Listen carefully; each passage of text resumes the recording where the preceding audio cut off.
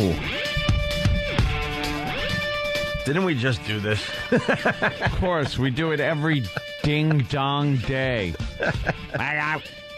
With my Wednesday. You know, now that I'm sleeping like a human being for the first time in, I don't know, a decade. Are you? When that alarm goes off at 4:30 in the morning, it's brutal. And you might be saying to yourself, well, yeah, you guys have been doing mornings for almost 3 years now. Has it been that long? Almost. Jesus. Almost 3 years. And Jesus H. Christ. But I was living like a college kid and just rat hole after rat hole after rat hole where there was always some kind of problem that made it hard to get a really good night's sleep, whether it was the homeless guy taking a leak right outside the window, the obnoxious people upstairs that decide they don't need a rug and just march around all night long because their hours are different than mine. Rolling bowling balls across the floor or whatever that sound is. They actually did that with their cats, some kind of bowling ball apparatus. Yeah, I had one of those neighbors above an apartment I lived in. And then you got you got to fight the battle with the mice and the cockroaches. You know, most of the listeners have heard all the stories. Finally living like a human being with nice AC. Never had AC in my room. No? Well, I had AC. How the hell did you get through summer? In the city. I would just hot down summer in the city. The girls are pretty. Girls are pretty. I don't know. I would just keep the window open and stuff. Oh, that's safe. A little fan here or there. Oh, that's good. How did you not get murdered? How did you not get murdered leaving your first floor window open? You're silly. You don't know what it's Stop like living in New York. Everyone has bars on their windows. We're all in our own little prisons. Oh, you have bars on your windows? If you have an apartment in New York City and you don't have bars on your window, and you're less than 5 to 6 floors from the street, you're insane. That's what I like about city life. You have to actually lock yourself in with bars on your windows. Yeah. Oh, yeah. Holy Jesus. And I'm in a nice neighborhood. Oh, is that just despicable? So, and then I'm fighting the battle with the mice and the cockroaches. So now, and when I did have AC, because you mentioned the AC, we turned it on, and then that's when we realized that the homeless guy was relieving himself in the AC unit outside the window, so we couldn't use that anymore. So you get nice cool air that kind of smelt a little bad. Yeah, so then you have to battle that. It's like, well, the air's really cool, but it smells like ugh in here.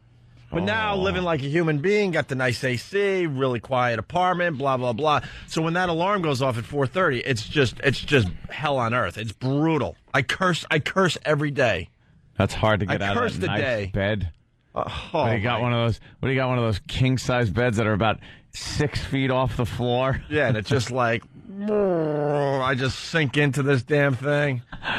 You were happy to be fleeing your apartment. Right. A few months ago. Right.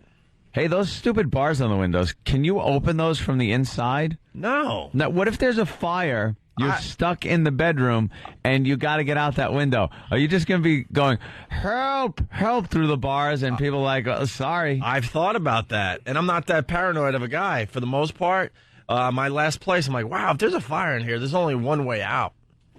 Front door. Front door, and if that's... And my last apartment, I had a little basement action, and the basement window had bars on it. So, if you're downstairs and, you could get out of most fires, I'm thinking, at least where I was living. Really? I know the situation where you're in a fire. Let's say the fire is completely engulfing the area where you have to leave through that front door. I already figured it out. You wrap yourself around your comforter and you run. You run through. You know how many people have tried that and they just they find the body wrapped in a melted blanket with just melted person under it? I worked out my fire scenarios a long time ago. Like just wet my whole body, grab the comforter and run. Yeah, that'll work. Yeah. As the water boils on you. Instruments to break through the wall if I have to and go through the next apartment, stuff like that. Yeah. Yeah, I got it all figured out. Everyone has a contingency plan, and they never work. No, because then when you're in a real fire, just panic sets in. You're like, you forget everything. Oh, my God. I'm burning alive. Right. But now, like, sleeping through the night, it's bizarre to me that I'm sleeping 6 or 7 hours without waking up now, because that just didn't happen for years.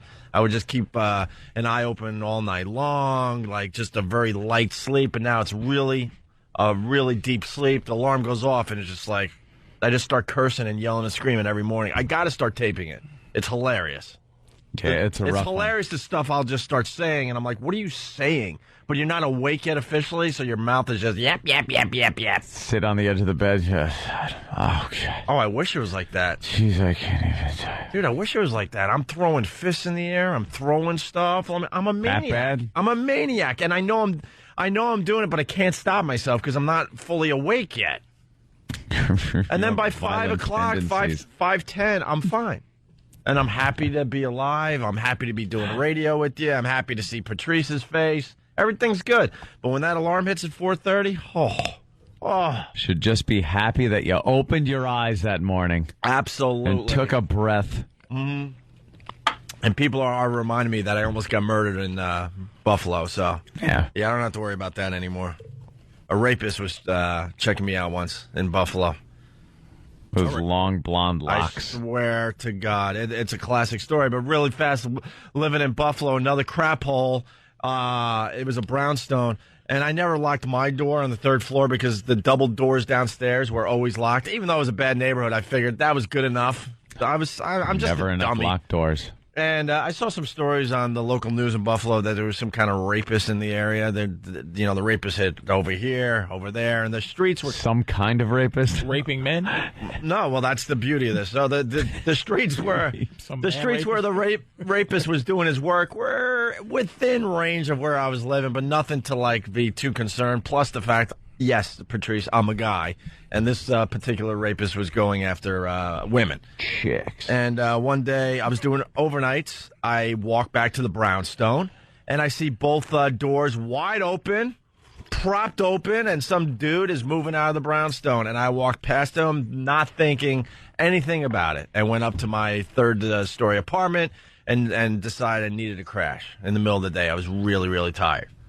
Next thing I know, I wake up because there's a guy, a black guy, in a hoodie, pulled tight around his face, inches from my face, leaning down, looking at me.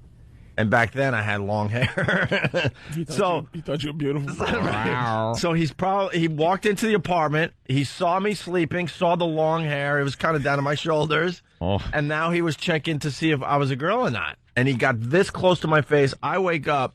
And I'm just staring at another human being's eyes, literally an inch from my face. And I didn't move. And I go, "What are you doing in here?" And at that point, he jumped up, realized. Yeah.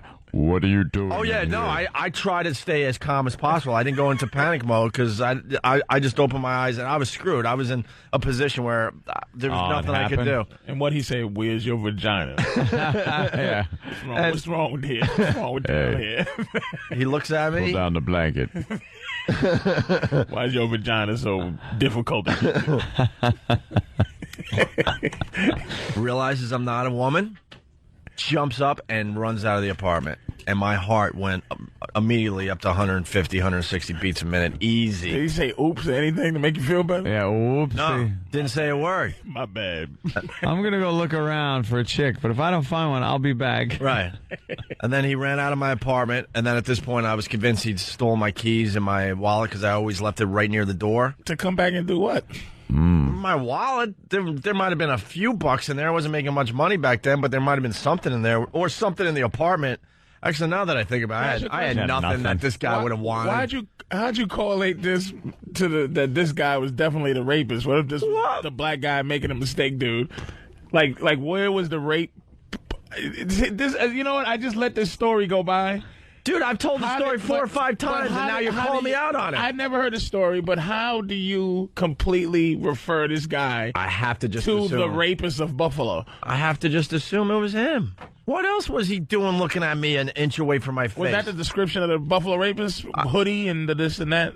Honestly, it was a black guy. They finally caught him. So, I mean, that much is true. I don't know. I don't know if it was... Yeah, I don't know if it was the same guy. Nah, black guy. Why would he be pretty much on his knees an inch away from my face? That's true. Why? I mean, he could have peeked in my room and he saw someone sleeping there. He could have still tried to like steal something from my apartment and start running, right? Well, you know, we have to immediately defend black people just in case. Yes, I'm sure he wasn't going to rape Opie. I'm sure he was going to. Hey, this is an old story for the faithful listeners. If you got another angle on it, I would love to hear it. I'm just saying that I actually, you know, it is strange for him to be kneeling down looking you dead in the face. It was the scariest moment of my life. And you had the long rock hair, and he was long rock hair, kind of like sort of like a Kurt Cobain blonde. And you were covered up, and you had the blanket over you, and you were just. I guess, yeah. Yeah, he was going to probably rape you. Yeah. I never doubted it. What are you gonna do? I never doubted the story. You want to just go with the thing, you know? Yeah, but rape you know. I wish or maybe a white guy so I can agree just 110%. You're like, oh, that dirty rapist. Maybe he was just gonna rob me. He was so pissed that he opens up this apartment and there's really nothing in there, and now he's waking me up like, what the f, dude? Excuse me, where are your valuables? Why don't you have anything? Yeah, he's gonna lecture you on life. How dare you be a poor white man? Yeah, what are you doing? He was probably pissed when he opened up the door and he saw the big spool in the middle of the living room as my entertainment center. That was your table, big electrical spool and milk crates. And went, man. A glass table made out of cinder blocks and some glass found up the street. White trash. What the hell am I going to use with what am I going to do with a stop sign? I picked the wrong apartment. He had the prototype George Foreman grill. The one before Foreman. Prototype grill. You know, I want to look at this differently. I bet you that he was just pissed off that there was nothing to do. Nah, he was going to rape you. He found you. Yeah. I wanted that because the kneeling down was the... Yeah, that's a little odd. Because I had no money to the point I had the mattress just laying on the floor, no box spring or nothing. So he had to get way down low to see what I was all about. Why would he do that? Yeah, he was going to rape a poor white woman. That's even more. Yeah. You might as well go to jail. Yeah, right. Rape a wealthy white one. What's wrong with this guy? Rape some rich Buffalo white woman. What is he doing? He's in the poor part of town. A dirty white woman that looks like a poor male DJ. Yeah, that's what he was gunning for. What the hell is wrong with him? Jeez, man. So finally, step your game up, brother. So finally, living like a human being. That's what I'm getting at today. I've lived in attics and basements and among rats and black mold and homeless guys doing what they do outside the apartment. You sound like you have first class syndrome. You know, when you first start flying first class, you feel a little... I feel guilty. Feel a little guilty for living how you live. I used to feel like that in first class. Like, we all should be like this. It's like, why isn't the whole plane like this, man? This is bad. Why can't people have room? And we had the curtain, man, separating societies, even on the plane. And then it's like, shut that thing. I don't want to hear that baby screaming. Yeah. Where's my drink? Yeah. It's been a minute. As I feel so good when they say first class customers, please. I feel so good standing up. Yeah, please board. We are boarding first class customers only. That's me. And I just stand there and look behind me, left and right, at all the white people going, why is he getting up? There's the restrooms to the front are for our first class guests only. You know, please do not use them if you're in the back. Patrice brings up a good point, though. There is a guilt associated with that. Like, I feel guilty that I'm living like a human being now. That's because your market is they're working class dudes and ladies, man. It's hard for you to go. I live in a smushy bed. I bought one of those Tempur-Pedic mattresses. And we had a designer come over because I need some serious help trying to make the place look like something. And he asked the question. He goes, "So what do you like?" And I realized last night, I don't know what I like. And it was kind of depressing. I'm like, I don't know. See, that's Crown what happens. molding is what you like. Crown molding is king. I don't know what that is. Well, you'll learn. I don't know what that is. Be better. I went. When he said, "What do you like?" just to get an idea, I just started picturing radio stations, and I'm like, I like industrial. That's what I like. Industrial. You won't like industrial. And I want you to only shop Fresh Direct from now on. Right. And I go, I like industrial, and I like comfy. Comfy industrial. No. Exactly. No. What colors do you like? I went, blue. I'm a fan of blue. I like blue. He's just rolling his eyes because he does this for a living. I'm like, say blue. All right, black. Yeah. Black and white. I like black and white. And I like brown clothes. I look good in brown, so brown. Brown, blue, black, and white. You got a long way to go. You have to paint your house like a brick, Georgian brick. Yes. See, I don't know any of that. Minnesota ocean. I'm looking for a burnt almond color for You don't say yellow. You say sunshine-ish. Yes. I just want a few nice things, No, you want a lot of nice things around my apartment. But I realized last night, I'm like, I don't know. I don't know what I like. It was kind of depressing. I've been going through this for about a year, and you are in just so much trouble. You don't know what you want. Dude, it's hours and days and weeks and years of tedium and boredom. I have to go to these places and look through these giant books. They're like huge loose leaf binders with fabric in them. And you look at the fabric and go, and then the woman will take out like 3 fabrics and lay them on top of each other and go, see how this one brings out the blue in this one? And I'll go, yeah. And meanwhile, I'm thinking, no, I don't see any. This didn't bring out this. It's nothing. Can I say something? Yes. Here's what you do. Decide that you guys embrace like the hot rod thing. Mm-hmm. That side, embrace fabrics. Like take that not side. Embracing fabrics ever. Embrace the fabrics. I did. It's wonderful thinking like a sissy when it comes to being domestic. I did. 1,000 thread count sheet. I am. cannot know yeah. Nice. what a wonderful thing it is to sleep on 1,000 thread count. What does that mean? Is it soft? Don't know. Oh, right. it just. I have no Is it clue. soft? It's just better than tight. It's better than 300. They're tight, smooth sheets. I want to feel like it's soft. That's all. 1,000 thread count. All right, then It's that's delicious. what I want. That's what I need. Soft. I got 3,000. chairs delivered that I picked out me and my girl picked out the chair and the fabric and everything, and they deliver them, and I'm like, I could have just gone to like IKEA. No, you couldn't have. And just gotten, well, then you realize. And how great is it to tell somebody to watch the walls? Come in, you just put it right there. Don't scratch anything. Really? You'll watch you get. Dude, you are in just a hell When for a it's- while. What's your girl doing? Is she into it? Yeah, of course she's into it. That means I'm going to be living in a place that she likes. That's where you messed up. I'm serious. I wouldn't let my girl pick a color. I think this should be earthy. Nope, this is going to be plaid. Plaid? Nah, I'm just saying. I know plaid sucks. My house is reddish.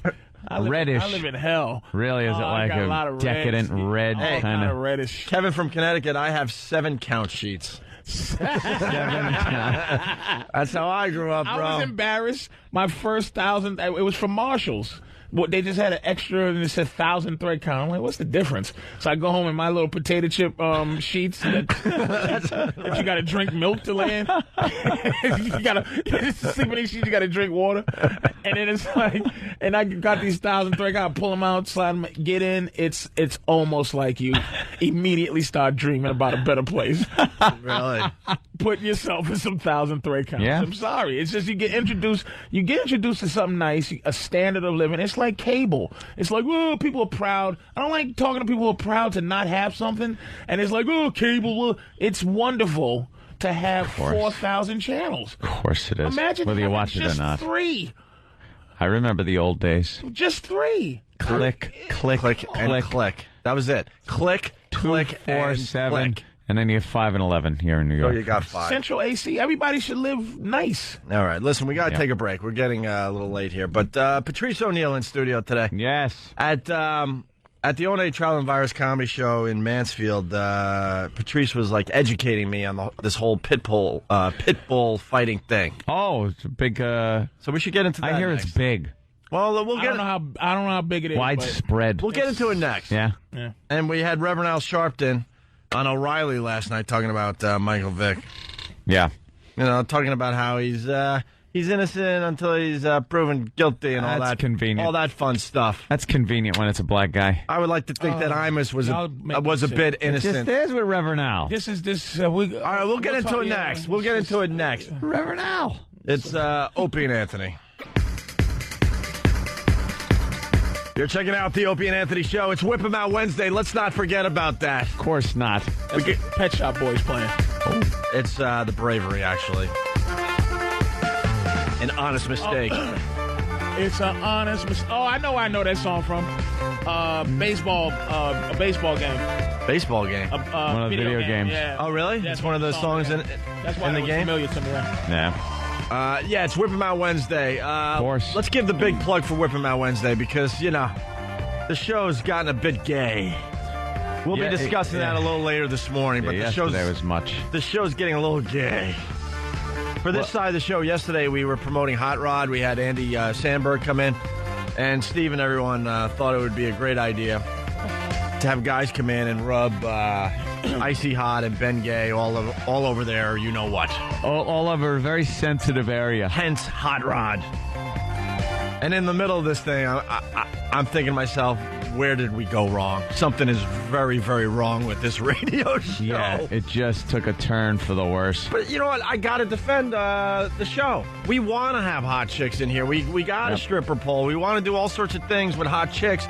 For some reason, the lawyers don't want girls topless. They don't, I don't even think they want them in here with panties and pasties at this point. Yeah, I don't know what the ruling is now. So then we're like, well, we still got to do good radio, so we start doing stuff with guys and gay. And doing like gay stuff with guys is okay with the lawyers, but seeing hot chicks in panties, emasculating men is the movement that we're standing for. But then we got caught up in the whole thing because we still got to do good radio, and we went down this really creepy path. And I have to acknowledge today that it's just wrong. So let's not forget, we have Whip 'em Out Wednesday. Pal Talk is happening today. I've already seen a bunch of girls flashing in honor of Whip 'em Out Wednesday. I know here in New York, K-Rock is getting brand new WOW stickers together. We're going to start handing them out again. And basically, you throw the sticker on your car or make a homemade WOW sign. And there are girls all over America listening to us right now that are willing to flash you if they see a WOW sticker or a WOW sign on your car. Okay, they will. And destroying the fabric of the movement, the now movement. If you're going to a sporting event or a concert or you're going to like the beach and you're stuck in traffic, it's a perfect place to have the WOW sticker. Perfect place because everyone is just driving and they're bored, and the girls are more than willing to do this. All we ask is you don't harass the ladies. Let them do their thing. They don't want to have sex with you. They don't want you following them. They don't give a crap about you. They just want to flash real fast and move on. Why are you saying that? So we can keep doing it, Patrice. The lawyers are trying to shut us down as far as this goes, too. Really? Yes. Follow girls home. You have to say, hey, don't harass? Yes. Because some of the dopey guys will follow them home. Hey, you showed me something. What do you... You obviously want me. You're a slut. Right. But dummies. But you know what? This WOW thing, we've been doing it for well over 10 years now. About 10 years, I guess, I think about 10 years. Yeah. And we have had no problem. So the guys know what's Keep it that up. way. But we like to just remind them. I know it's kind of pathetic, but this is where we're at in radio, Patrice. Yeah. Very understandable. All right, Patrice in for Jim Norton. Let's not forget Jim Norton out there in L.A. He's doing Jimmy Kimmel tonight. That's really, really cool. Our phone number, 877-212-ONA. We want to get into the Michael Vick thing. You want to play this clip again for Patrice? Oh, yeah. And then we could get into it? And Patrice, you have a great angle on this. We sort of touched on it yesterday, but Patrice will hammer this home. CNN sports anchor Larry Smith suggests crimes on a dog are worse than crimes on a woman. That's how this clip is labeled. Stupid Nancy Grace, who's just a troublemaker. She stinks. She dissected every word this guy said. Right. And kind of took it for what she meant it as. The guy kind of, wasn't able to... Really, I don't think he was able to articulate his point of view on this thing, his thoughts very well. But she jumped on him. Yeah. And I don't think what he said was what she was implying he said. She made a huge leap. Yeah. Well, let's listen to the clip again, and then we'll get into this Michael Vick thing. And he loses it. Larry Smith, CNN sports correspondent and CNN anchor. Yeah, it should be noted, if you didn't hear this yesterday, our favorite part of this whole clip, we don't even care that she's like being a troublemaker. What's funny is Larry Smith went, right after she calls him out, he just goes, and then changes the subject completely and doesn't answer the question. Yeah. Out to Larry Smith, CNN sports correspondent and CNN anchor. What's Vic afraid of? Come on, he's been in front of the camera a million times. What's so hard about declaring your innocence? Yeah, well, he's been in a lot of trouble lately when you think about all the other incidents, and this is just the worst one of all. And keep in mind, too, that while Kobe Bryant is a situation we can sort of compare this to, this really is much worse. Not only can you argue that the crimes are much worse in terms of, killing dogs and that kind of thing, but as an NFL starting quarterback, you are the most visible face in that city. I mean, I've said all along is that, if you try to go through and, very quickly name 10 mayors of major cities in the country, Larry Smith, did I just hear you could have a harder time doing that than naming 10 NFL starting quarterbacks. Did I just hear Larry Smith, CNN sports correspondent and anchor, state that crimes on a dog are much worse than crimes on a woman? Did I hear that? I'm sorry. I'm saying they could be. I'm sorry. You. I said they could. I'm sorry. You. I'm sorry. You. I said. I'm sorry. You. Because everyone in the media, all of us, we're all panicky Pete's because all the crap that has happened recently. In that delay, in that gap where he's not talking, his mind was like, oh my God, I'm fired. Right. Holy Jesus, front page. He's thinking baloney. He's thinking Imus, obviously. Yeah. Maybe thinking Opie and Anthony with the crap we just went through. Oh my God, you. Instead of calling out on her dismissive. Well, yeah. Hold on, because you're revving up. Let me get to the end of the clip because Patrice got a great take on this. I hear that. I'm sorry. I'm saying they could be. I'm not arguing which is worse, which one is worse. I'm just saying that in terms of his visibility is much worse. His visibility is much worse than what Kobe Bryant's is. Kobe Bryant is a superstar in the NBA, but at the same time, he plays in Los Angeles, which is a city full of stars. Michael Vick is the most visible person in the city of Atlanta, maybe ever in the history of Atlanta sports. You ever see a backpedal like that? He tried to get back on track, but he was still off-roading, man. Is that what I'm hearing?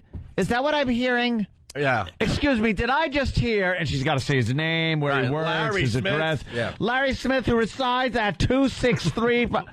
Well, but here's what it's the whole little montage. Yeah. It was everything was so calculated. Even her like late response, as if she was collecting her pain. She was thinking to herself, collecting her like pain. She was so shocked that he would say that. But it's like, get out of here. This is what his phony is. First of all, why did he bring up Kobe? This is what he got into. Why, trying to be a little smarmy idiot, he brings up a comparison to Kobe the rapist and Michael Vick the dog killer. He got what he deserved on his little uncomfortable thing. Right. The second thing he deserved is because he's a phony. He's a phony. And when she goes, are you saying that, like, and he let himself get painted into this little punk corner. It's like, look, first of all, lady, I'm trying to say this in about 5 seconds because I know you're going to another commercial. Right. Secondly, I'm comparing the fact that rape is lesser, like dog killing and rape should be compared. Yeah, in any way, shape, or form. I'm saying that the Kobe case ended up being a nothing. It's a nothing case compared to this Michael Vick case. Yeah. Because it ended up being the girl completely dismissing it. Right. She lied. Yeah. That's what this guy was saying, but he didn't have his hour and a half to put it all in context. Right. So now that we can't allow ourselves to put what we say in context, and he's trying to still with his phony baloney self go, he should have just said, look, Nancy, why did you try to put me in this spot? Right. Yeah. You know I'm not saying that you... Yeah, are you crazy? Are you out your mind? To even try to paint me in that corner? Know what's going on in the media too? Everyone's looking for the next Imus situation. You know, they get excited. Oh, they want to trip someone up. Because if Nancy Grace has that on her show, it's gonna be big for her. That was the time it took for her to go. Oh my God! Am I going to do this or am I not going to do this? Let me pull the trigger. Yeah, here I go. I'm going to do it. Here I go. Oh, she's phony. Did I hear you just say that dog killing is worse than rape? Shut up. And that's why he was like, you should say yeah. You know, yeah. I'm changing my tune, and that's why he went into humana mode, because he's like, did I say that? What? I did? Yeah, did I say that? I wasn't really saying that, but he's so I'm phony. not sure. Opie, he's so phony that if she said, if it was a reverse case, and she goes, are you saying that raping women is a a worse crime than killing a dog? He would have went. I'm not saying that. He would have questioned his own self and go, "Wait, is dog killing? Yeah. Is it? I don't know." And by the way, this is coming from an expert because when we went through our whole thing that happened a couple months ago, Patrice was on Sean Hannity, and he got into this type of situation with the lady from Now. Oh, that was on another show too. Huh? That was on. Oh, it wasn't Sean. It was it was John Gibson, who you almost got fired. Yeah, you almost got him fired. Did you think about that? Were you thinking like, should I say this? Absolutely not. I don't think more than 7 seconds before my mind. But basically, the same type of situation was going to happen to Patrice. This lady was trying to push him into a corner from Now. And Patrice was like, "Look, I know what you're doing. You're not doing this to me. Don't even try." Yeah, Patrice doesn't. And that's what take Larry Smith from CNN should have done. Do yourself a favor. Go to YouTube and check it out. I think if you put Opie and Anthony into the search and Patrice O'Neal, obviously, it'll pop up.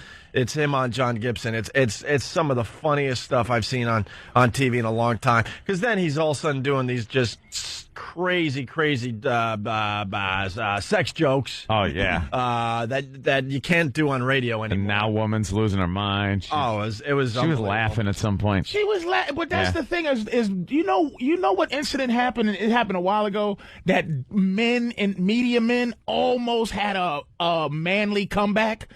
Is when that Danica Patrick pushed the guy, the other one of the racers. Mm-hmm. She pushed him or poked him or something, and all the dudes were like, "If a guy had did that to her, he'd be in all type of." They had this debate on whether that guy should have been able to knock her in her face, and then they just stopped it because you could feel the Prius, you can feel the quest for fire coming out of dudes. Keep on, ladies, with your nonsense. Hey, if you put in on YouTube Patrice O'Neal schools broad on funny, you'll find it. Schools broad on funny. She's just up there with her just her false outrage because they got nothing else to do. Everybody's fake mad. We need to move on. Everybody fake mad. You're right. Fake mad. Everyone's outraged. I was watching the news in the office, and they must have used the word outraged 5 times. Yeah. The survivors of the World Trade Center victims are outraged that they cannot hold a vigil this year at the World Trade Center site. They got to go to a park across. People are outraged that a building is going up in their neighborhood that will be producing bread, a bread factory in their neighborhood. And the outraged community came to everyone's outrage. Is there that much outrage going on? Outrage is like, that's a word that should be reserved for people that really are outraged. No, car bombers. What? Outraged. Outraged. Someone bitching because a bread place opened up next to your house. It's not outrage. Outrage. More pigeons. Outrage. Nice. You're smelling rolls every morning. Outrage. Beautiful. Outrage should include pitchforks and torches. That's outrage. Outrage. Dr. Frankenstein made a monster. It killed a girl, threw it down the well.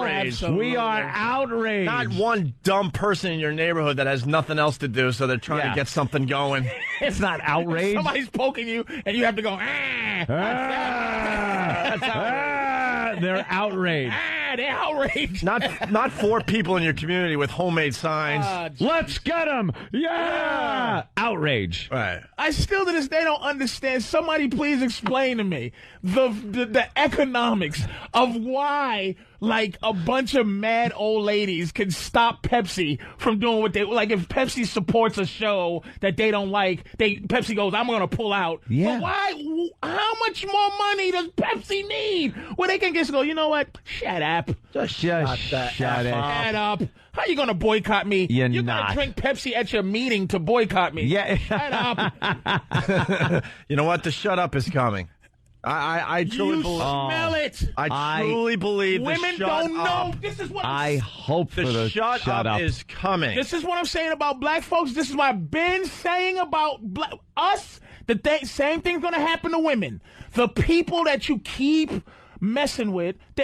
One of the biggest allies for black people is white guilt. The fact that white people going, we did do some bad stuff to them. And if we keep every second of the day, we never give white people a pass, ever.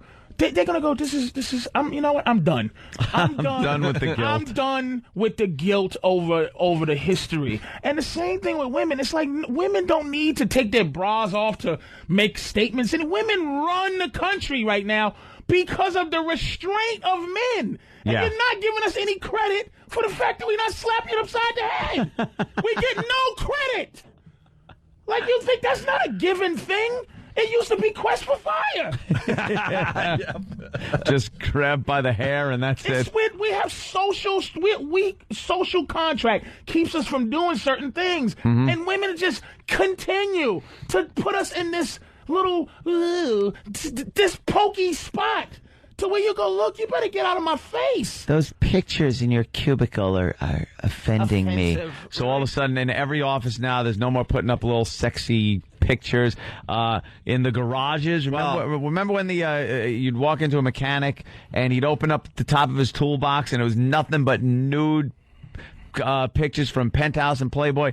That not allowed now. That's sexual harassment. It's for customers to see it. That's what's truly sad. I mean, we gave up on the offices years ago. Gave away our manhood. And the cubicles, you know. But Giving it away. Then it hit the firehouses and the shops. People that were places that were exclusively, you know, male, places where guys could just be guys, have some fun, look at some nudie pictures on the wall, some risque jokes can be told.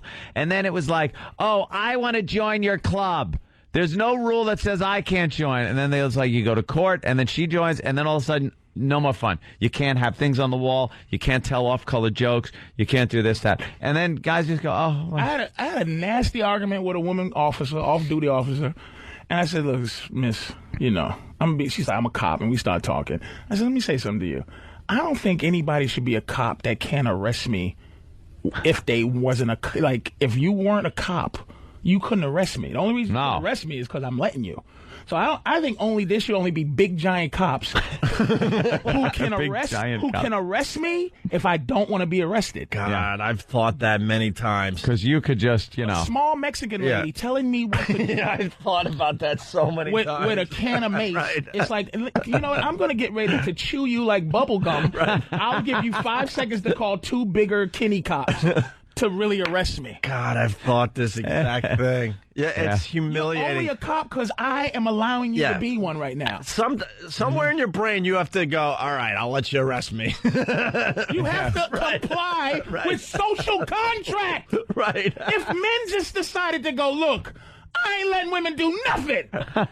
You now have to say, ladies, we can't have you alone anymore because your authority is based on the fact that men are allowing you to put handcuffs on them. You know, can I jump in here? I learned the hard way. When I was in college, I went down to spring break in Fort Lauderdale, and they had like barriers set up on the sidewalk, and it was just way crowded, and I had to get somewhere fast. So I decided to get in the street and start kind of running toward this bar or wherever I was going. I forget now. And there was a lady cop, short, and she's trying to tell me what to do, and I was like, you're not big enough for me to listen to you. I'm thinking exactly what you're saying, right? I'm like, she took out her baton and gave me a beating to the ribs that I've never forgotten. Wow. Did you fight back?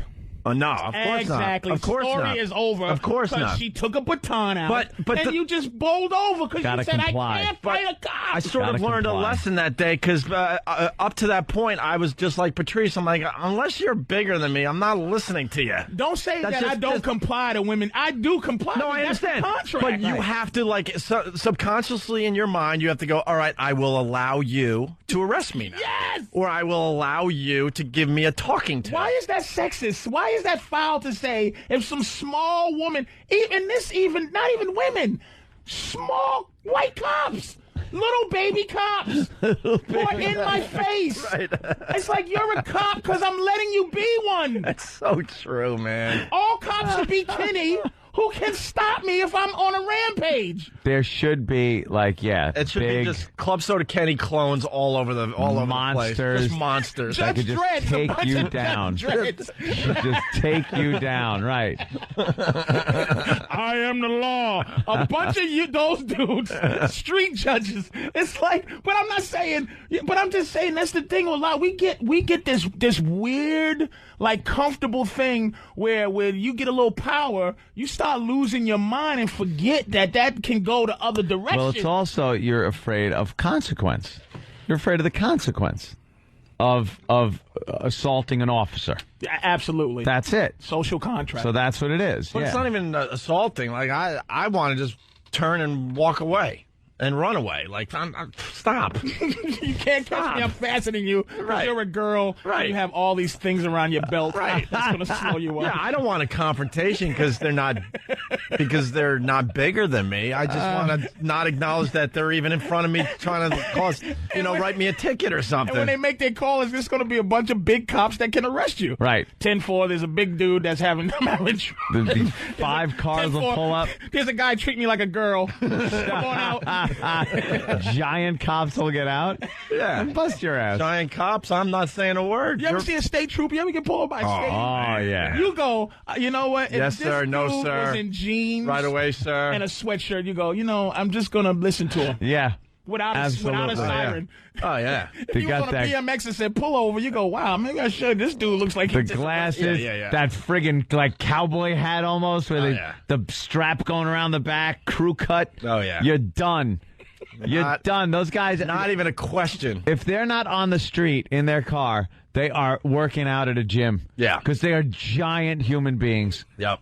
You just don't screw with them. I You're love right. it, Patrice. All right, listen, we were going to talk about Michael Vick and Sharpton talking about it on O'Reilly River last night. now. Also, hey, here in New York, we got amazing ratings recently, and Thank we you, threw New a little York. celebration together. Today, we're going to watch Superbad together at 5 p.m. at 68th and Broadway. There's a fine movie theater there.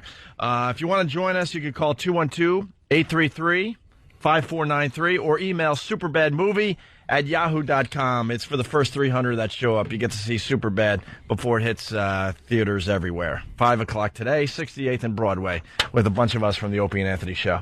All right, we'll continue in just a bit. You're checking out the Opie and Anthony Show. Patrice O'Neill in for Jim Norton today. Jimmy's out in L.A. He's doing Jimmy Kimmel tonight. Make sure you take a peek at that. Our phone number, 877-212-O&A. So easy. Hey, don't forget tomorrow on the show, we're doing What the Hell Is That? Oh, that's tomorrow. And it's not too late to get involved with this. You can give us a call right now using the number 877-212-O&A. Tell us what you got going on. We got a bunch of doctors coming in tomorrow, and they're going to kind of diagnose you. We're looking for that weird crap. Yeah, we have some guy coming in. Is the guy with the big bump on his head coming in? Yeah, we got And- Bump Guy. And then a guy has got a problem with his nostril. It looks his like nose. Looks like someone took a finger, put in this guy's nostril, and just stretched it out, pulled it. across his face, like. Yeah. We're just looking, and then doctors are going to take a look and inform them and us what the affliction is. Yeah, it's what the hell is that? What the hell is that? Tomorrow on the Opie and Anthony Show. Give us a call if you want in. We're looking for a few more people, I think. You got anything maybe you want him to take a look at? Nah, I'm No. good. I'm good these days. Neither. I'm good these days. I'm happy. I'm happy that I have nothing going on with my body. Always good. Hey, every morning I look at the top Yahoo searches for the hell of it. Yeah. And, it's just a bunch of random things. And then I think to myself, why are these the top Yahoo searches for the day? You try to break it down and think, what? I mean- what would make people search this out? And some of them are obvious. Like Bill Walsh is one of the top searches today because he died. He's dead. The famous NFL coach died. And Good evening. so obviously people, it's on the top of their brains. All right, I want to Google him or Yahoo search him and see what he was all about. Isn't that odd that people do that, though? Just out of nowhere, they want to know about Bill Walsh because he died. He made the headlines. Like the day before he died, nowhere to be found in the search engine. Nowhere's And near. once they die, it's like, why do I gotta learn something about the guy? I don't know. And then the second one, leukemia symptoms, and then you think, why that? Well, because Bill Walsh had leukemia. So now people are in a panic, like, All the hypochondriacs do I get have on. leukemia too? Nah. What are the symptoms of this? So that one is obvious too. But then you move down, Boston Celtics all of a sudden is a huge Yahoo search because they made a massive trade overnight. Kevin Garnett is now a Celtic. And I thought, wow, what a great trade for the Celtics. Then you read a little further and you realize the Celtics pretty much gave up their whole team to get Kevin Garnett. Worth it. Yeah, in the end, I'm sure, Absolutely. but Worth it, yes, but sir. I think they gave up 7 players for A whole team. And that's what they should have did. God bless them for that, Danny Ainge. Thank you for that one. Wow. Yeah, the Boston Celtics next year is going to have Kevin Garnett and a bunch of scrubs. A whole team and substitutes. Right. and five reserves, one trade for trade, like potential superstar, and then 4 bench guys, and then 2 potential stars because they got 2 first-round draft picks. Wow. So if the Celtics stink, then Minnesota gets 2 very, very high draft picks. Right. If the Celtics, which they're not going to stink. But it's hilarious because this isn't football or baseball where you could do 7 for 1 easy and kind of survive. I mean, you're starting with 11, 12 players to begin with, and you just gave up 7 of them. Celtics they're gonna have 6 players in 2008, which is who cares. So, but that made the Yahoo search because that's a huge story in sports. Boston Celtics, all right? Then you got Jenna Elfman. Why is she one of the top searches today? This is the first 3 obvious, but now I'm clueless. Wife. Jenna Elfman from Dharma and Greg. Danny Elfman's wife. She's Danny Elfman's wife, and Danny Elfman wrote the Simpsons song. And they made the fact that she's married to him made people go, oh, whatever happened to his wife, Jenna? Is that what Jenna Elfman is Danny Elfman's wife, the guy who is it? He's like writer extraordinaire, everything. He writes the theme and everything. She's married to him. And that's why? Because of the Simpsons movie? Because the Simpsons movie is very popular. Is Travis saying no? Travis is just jump on. Or are you Travis? Are you concurring? I was just giving a that might have been. Well, I like the might have been, but now I want to know what it is. But I don't like the fact that you're getting ready to just say Travis is right. Go ahead. She just had a baby. And why is that a big deal? Who knows? Because she's Danny Elfman's wife. But this is how weird we are as a society. She has a baby, and all of a sudden everyone runs to Yahoo and has to search out her name. I don't get it. Someone's saying it's a cousin. She's married to him. How come England underwater is not in the top searches? Right, exactly. Thank you. England is drowning. England completely underwater. Completely underwater, but no one cares. Jenna Elfman had a baby. I gotta put her name in a search engine. We are disgusting. It's ridiculous. And then it gets. Then, all right, here's another top search today. Washington, D.C. hotels. Why? I know why. You know that one? Yeah, because I'm going to be at the D.C. Improv. August 10th, 11th, and 12th. August 10th, 11th, and 12th, D.C. Improv. Yeah, people are preparing ahead of time. Patrice O'Neill.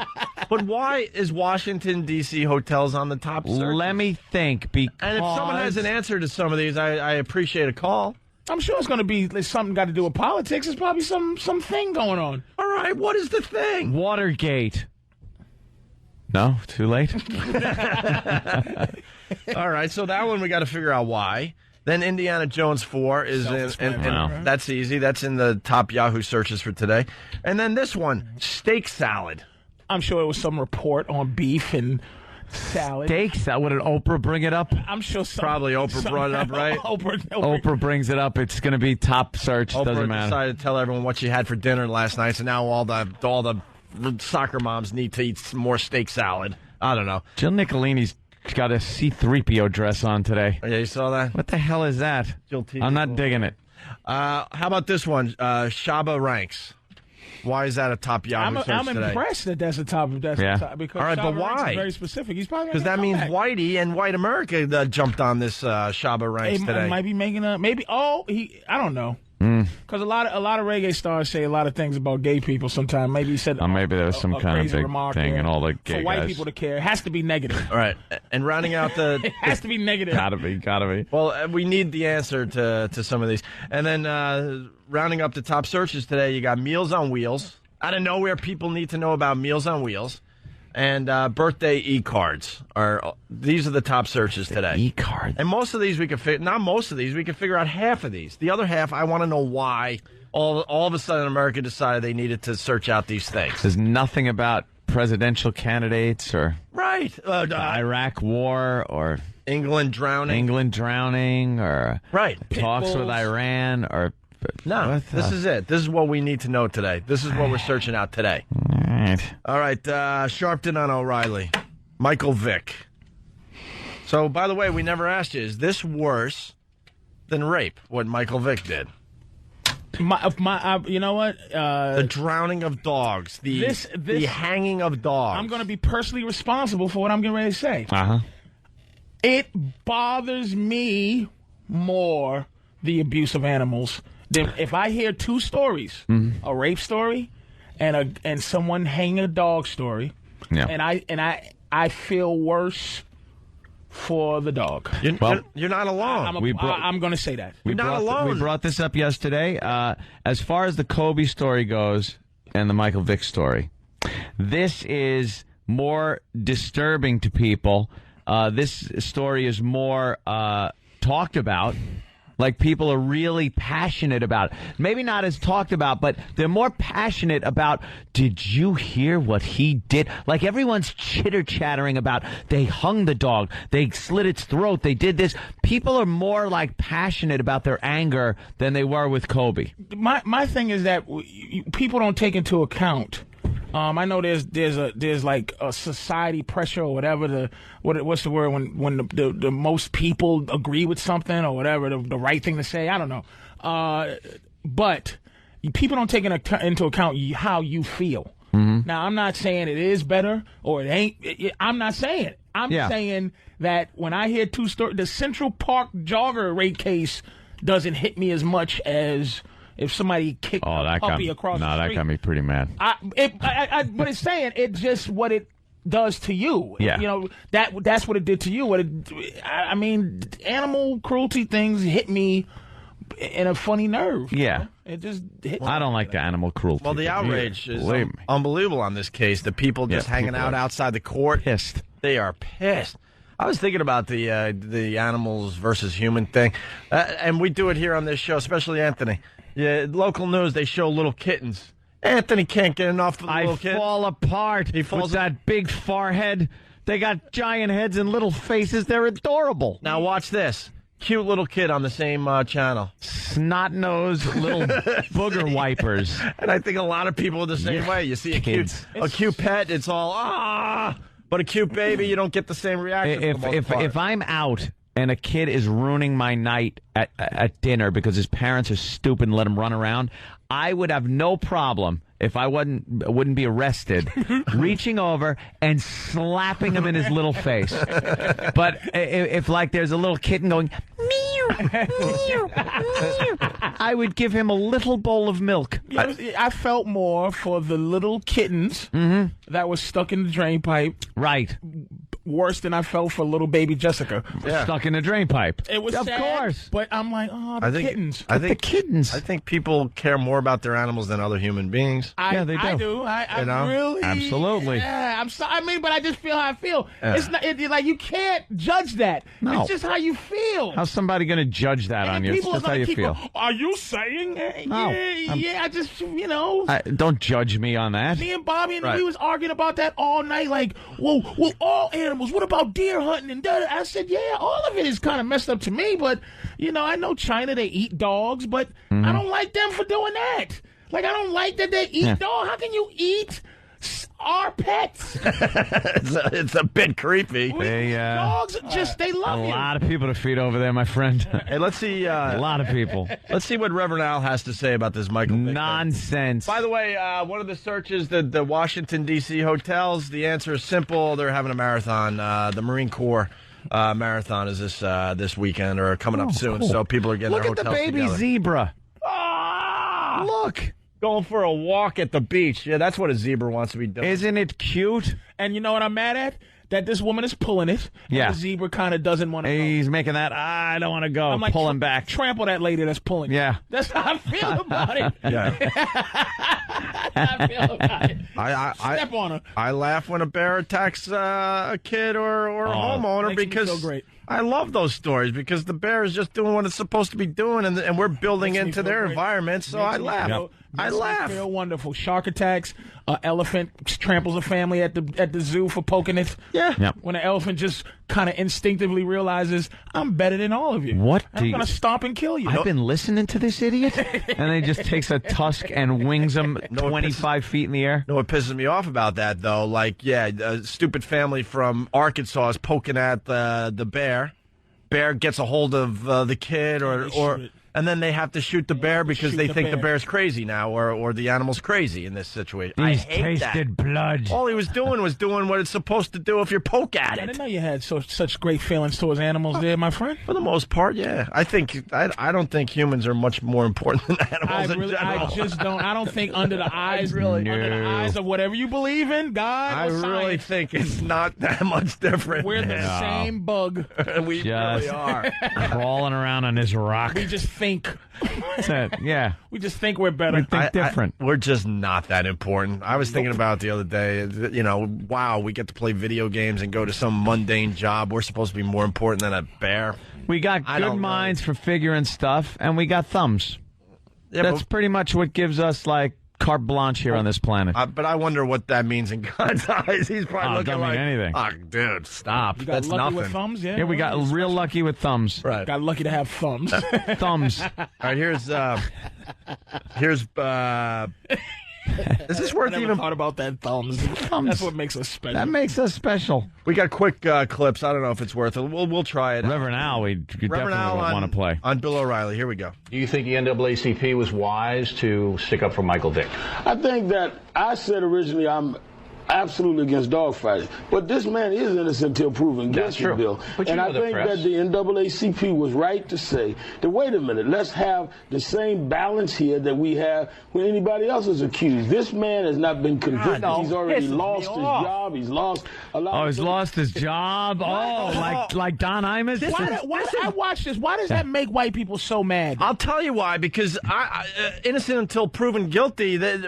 Imus did not get that. He did not get that. I'm okay. And it was words. It was words. He lost his job doing exactly what he was paid to do. He was indicted in the public opinion, and he was indicted. This is Imus. Yeah. He was indicted. He didn't go on court. He lost his job from public opinion, and to be fair, so hasn't Michael Vick just now. Yeah. He's lost his job from public opinion. Why doesn't Reverend Al understand that and just say, hey, that's the way it works? That's why I don't understand why we never can admit that, and we can't. We black people, we can't give y'all anything because we have to be. Have allegiance all the time. See, no that's matter what. What's killing the black-white relationship. Why don't you try to relate to the fact that white people don't have to give a damn about nothing? Yeah. Not even other white people. That's not right. how black Jeffrey people... Dahmer kills people. We don't go, oh, my God, why are people crucifying this white guy? We don't care. We're like, hey, he's guilty. Right. Kill him. You throw away everything. Yeah. Black people are not allowed socially to toss anybody. But you have to. Why can't black people just assimilate and say, you know something, I'm not going to stick up for black people just because they're black. You know why? You get called a sellout. If you say it. But all the problems would end. If you took responsibility, if Michael Vick is doing what he's doing, personally, I think it doesn't look good. Right. Because, first of all, the government, not that this makes you guilty or innocent, the government really never brings too many frivolous indictments. Right. They get 9 out of 10. This is 2 is one of his boys said, forget about it. I'm snitching. I'm not going to go through this. And he funded me. It's just, if you read the indictment, it goes from 2001 to now. And it's just so specific. I think he probably did it, but you gotta in certain worlds, like the guy Clinton Portis, he goes, man, it was a dog. I got friends that don't give a damn about dogs. Right. And the thing is, pit bulls, and I love animals. I've never petted a pit bull. Nope. Pit bulls is just one of those things you have. You don't see an old white woman walking down the street with a pit bull as her loving animal. No, I don't. They're dangerous. They're made to intimidate. Let's add to the list though. I don't pet pit bulls or greyhounds. Why? You ever see a greyhound? When you see a greyhound walking around, they are strange. You'd cut yourself on his nose. They were bred to run. I mean, they weren't bred to walk around the streets of New York. When you see a greyhound, it's creepy. It's creepy to see it with the little up back and the. There's actually one in my building, and I actually say that under my breath, yuck. I rescued him. I rescued him. But they have a lovableness, though. Yeah. No. Pit bulls, and I don't want anything to ever happen to them, but it's almost like I don't want anything to happen to Tasmanian devils either. I wouldn't pet one, you know what I mean? Right. Hey, we want to get through this. So John in New Hampshire, he writes, innocent until proven guilty unless you're a police officer or athlete at Duke. See? Oh, the white thing, that's what I'm saying. But see, white people didn't defend the Duke lacrosse dudes. White people didn't go, I don't think. Well, what it was is black people were like, good. We can, the Scottsboro boys, the Central Park kids who were let out of jail for not doing it, the all of that stuff. But the thing is, the war of words on these news things, which is always like, well, what about when white people? And it's like, it's a rhythm that we got to figure out how to say something else because the news is so versed in hypocrisy. It's like, what's the not Hannity, but the other one. O'Reilly? No. Combs? Alan Combs. I like Alan Combs. Yeah. But he kept asking, is dog to the NAACP guys, is dog fighting heinous? And the guy goes, is what you do heinous? And he started naming all these things. And he goes, that's off the subject. It's like, it's a merry-go-round. Why can't they just go, yeah, dogfighting is heinous? Yeah. It's foul. Well, the NAACP comes out and says, why can't he be treated like he should be, not convicted until he's found guilty? And then they say, the Duke lacrosse players went through this. Because they're white. But the thing is, the NAACP are the ones that were saying this poor woman was raped and wouldn't let up. If white people say that to them, they would do the same. That's not the point. Why can't we just be people? Why do you black guys gotta stick up for every other black guy that's doing something? It's just the way it is. But if you stop, it's causing too many problems. Let me let you in on a Whitey secret. Here's a Whitey secret that we have at the meetings sometimes. We don't care. If you guys stopped doing that so much, it would solve so many problems. We wouldn't be like, oh, there they go again. There they go, defending the guy that we all know is guilty. But then, if there was with that reason, it wouldn't be a use for certain people that get that going. But you're judging, like Reverend Al and the NAACP. They're judging people by the color of their skin and not the content of their character. Absolutely. Exactly the opposite of the great Dr. Martin Luther King. My point is, we would be allowed to continue to do that if we would just stop, always having to defend. Just like most people think Michael Jackson is guilty, in the public opinion. Most black people believe him to have did some stuff. Sure. But we don't believe it in front of you. We're not allowed to say it in front of white people. Separate. Why is it so separate? You did it. No. You didn't do it. You're never going to get the answer. It's so separatist. It would be a crime if we didn't get a few more of these clips on. But you got to admit to it, too. All right, That's your separatists. That white people are separatists. No. That's what the problem is. You never admit that you're foul. White people I'll admit that we're separatists. Never done anything wrong. I'll admit that we're separatists. I am not taking any crap for stuff that happened hundreds of years ago. I don't care. Why do I have to take crap? And I don't have any guilt Why for it. do I have to? Exactly. But that's the thing. Black people got to take crap for Michael Vick. Why do they call me on Fox News when somebody black does something? Because the news loves pitting whites and blacks against each other. Exactly. I know that. And you could say no to going on those programs. But I'm not, because here's why. It's self-serving. Oh, I know. I know why you go on there. It's like Patrice O'Neill. Exactly. Here I am. PatriceO'Neill.com. Exactly. All right, let's get another clip on the air here. I can respect that more than anything. Self-serving. If you were the NFL commissioner, would you have suspended him? If I was the NFL commissioner, I would not have suspended him. 18-page federal indictment and his friend turning state's evidence against him? If there was 40 pages, you cannot presume his guilt. And I'm one against dogfighting, but I'm also unilaterally opposed to second-guessing what a jury may or may not do. Why wouldn't he have suspended him or fired him from his job, Reverend Al? Here's the point. Why? Here's why he's saying that. Well, he's gonna explain it right here. Okay. And then we'll go. Okay. You would have allowed him to play even though the indictment is so damning, and there is now, we know, public evidence by this Taylor guy. But suppose if this Taylor guy blows up in our face. Suppose if... Listen, absolutely, I don't want to convict him, but the league has an obligation, and any company does. Right. To run the thing efficiently. I think the league has an obligation to run it efficiently. I think the league could have said we've got to alter some things because he may be on trial, but to act as though he's already guilty, if he did this, I would absolutely denounce him. God, I just think Imus through this whole thing, man. On a certain level, and I'll tell you why. Why couldn't Imus continue doing his thing? He's not being kicked off because he did it. No. He's being kicked off for the court of public opinion, and you're allowed to have that. The NFL is kicking him out on their opinion. Yeah. He should be gone. And he's not in jail. No, that's just it. Pac-Man Jones is gone. But the guy Tank Johnson's gone, but he got convicted. Yeah. Pac-Man Jones is only indicted. He punched a stripper, but he's allegedly punched a stripper. They let him go for the whole season. Reverend Al is arguing as if he's in jail.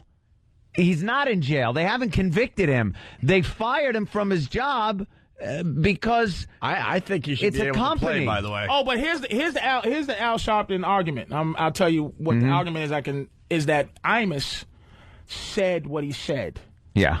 Michael Vick, there absolutely isn't any tangible evidence that says he did it. He's being accused of it. Someone said he did it. It's almost like if Imus said the nappy-headed whole thing, and no one else was around except for a girl who heard him and goes, "He called me a nappy-headed hoe," and Imus goes, "Sue me," and then they fire him due to the time it takes to prove that he said that. That is the argument. Is that Michael Vick is absolutely right now innocent. He's absolutely innocent until he's proven guilty, which is a fair argument. And that's why he should team. definitely be able to play in the NFL. So is the lacrosse team. I'm looking at both sides. Well, I like looking at both sides, and right, people got points. Speaking of Duke lacrosse, here we go.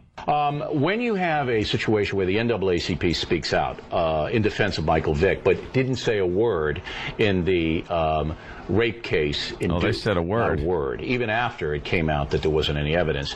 Is that smart for the NAACP? Shouldn't they be a social justice organization for all Americans? Yes, they should. I think they are. Reverend William Barber, who heads the NAACP in North Carolina, said a lot afterward. And I think that maybe he didn't get the coverage. No, I didn't see it. But I think he's been consistent before and after Duke. But they should have done a press conference like this. Well, maybe, big one. Maybe they had a big platform in the Preston show. You guys are selective. Well, I'll agree with that. You know what I like? I do like the respect that Bill O'Reilly's giving Al. Al has proven that he's not a lame on these shows. I don't understand how Reverend Al is getting any respect on any of these O'Reilly, shows. Put it this way. Whatever. I'm not saying he respects him as a person, but he's not I giving think he likes him that as a guest. O'Reilly tone of he's like, all right, well, how about this now, Al? He's doing a little soft shoe. Al has proven his point that he can hang, dude. I think O'Reilly's got a lot of white guilt. I don't think he has a drop. That dude got Ludacris fired from Pepsi just because he felt like it. Yeah. All right, listen, we got to take a break. Don't forget, we got Chris Hansen coming in at 8 o'clock. Yes. That's going to be pretty interesting, considering... did you hear the clip from Dateline? To Catch a Predator? Your boy? It's not... Our boy. It's not one of our boys. He just happened... Oh, you denounce him now. That's right. He's still going to court. See how white people do? White people will just go. I don't know that nigga. Never heard of him. Never heard of that. He Even die. though his MySpace page, we're all on his friends list. I love him. Y'all just threw him right in the garbage. Never heard of that rapist. just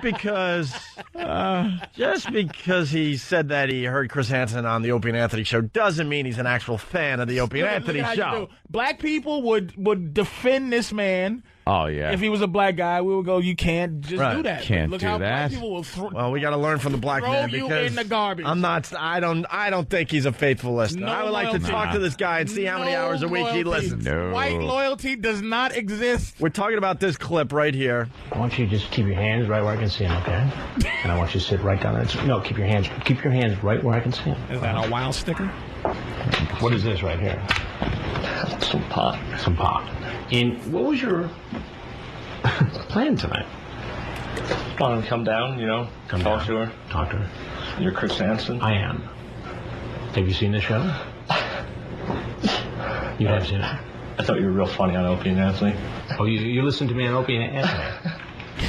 Can I honestly tell you something? Yeah. I almost think in the back of my mind that I almost wanted this to happen. Look, I almost think in the back of my mind that I almost wanted this to happen. Maybe, Scott and Todd were in commercial, and he was just flipping around the dial, and he heard Chris Hansen and decided, I like Chris Hansen. I'm going to listen to this segment. I'm sorry. Hey, listen, man. We'll ask Chris. Frunkus! Frunkus. What was you going to do to her? Frunkus! We'll ask Chris Hansen about that clip when it comes in at 8 o'clock, all right? Can you sign my happy ending book? Oh, my God. All right. Help us out, Patrice, will you? You suck. It's Opie and Anthony.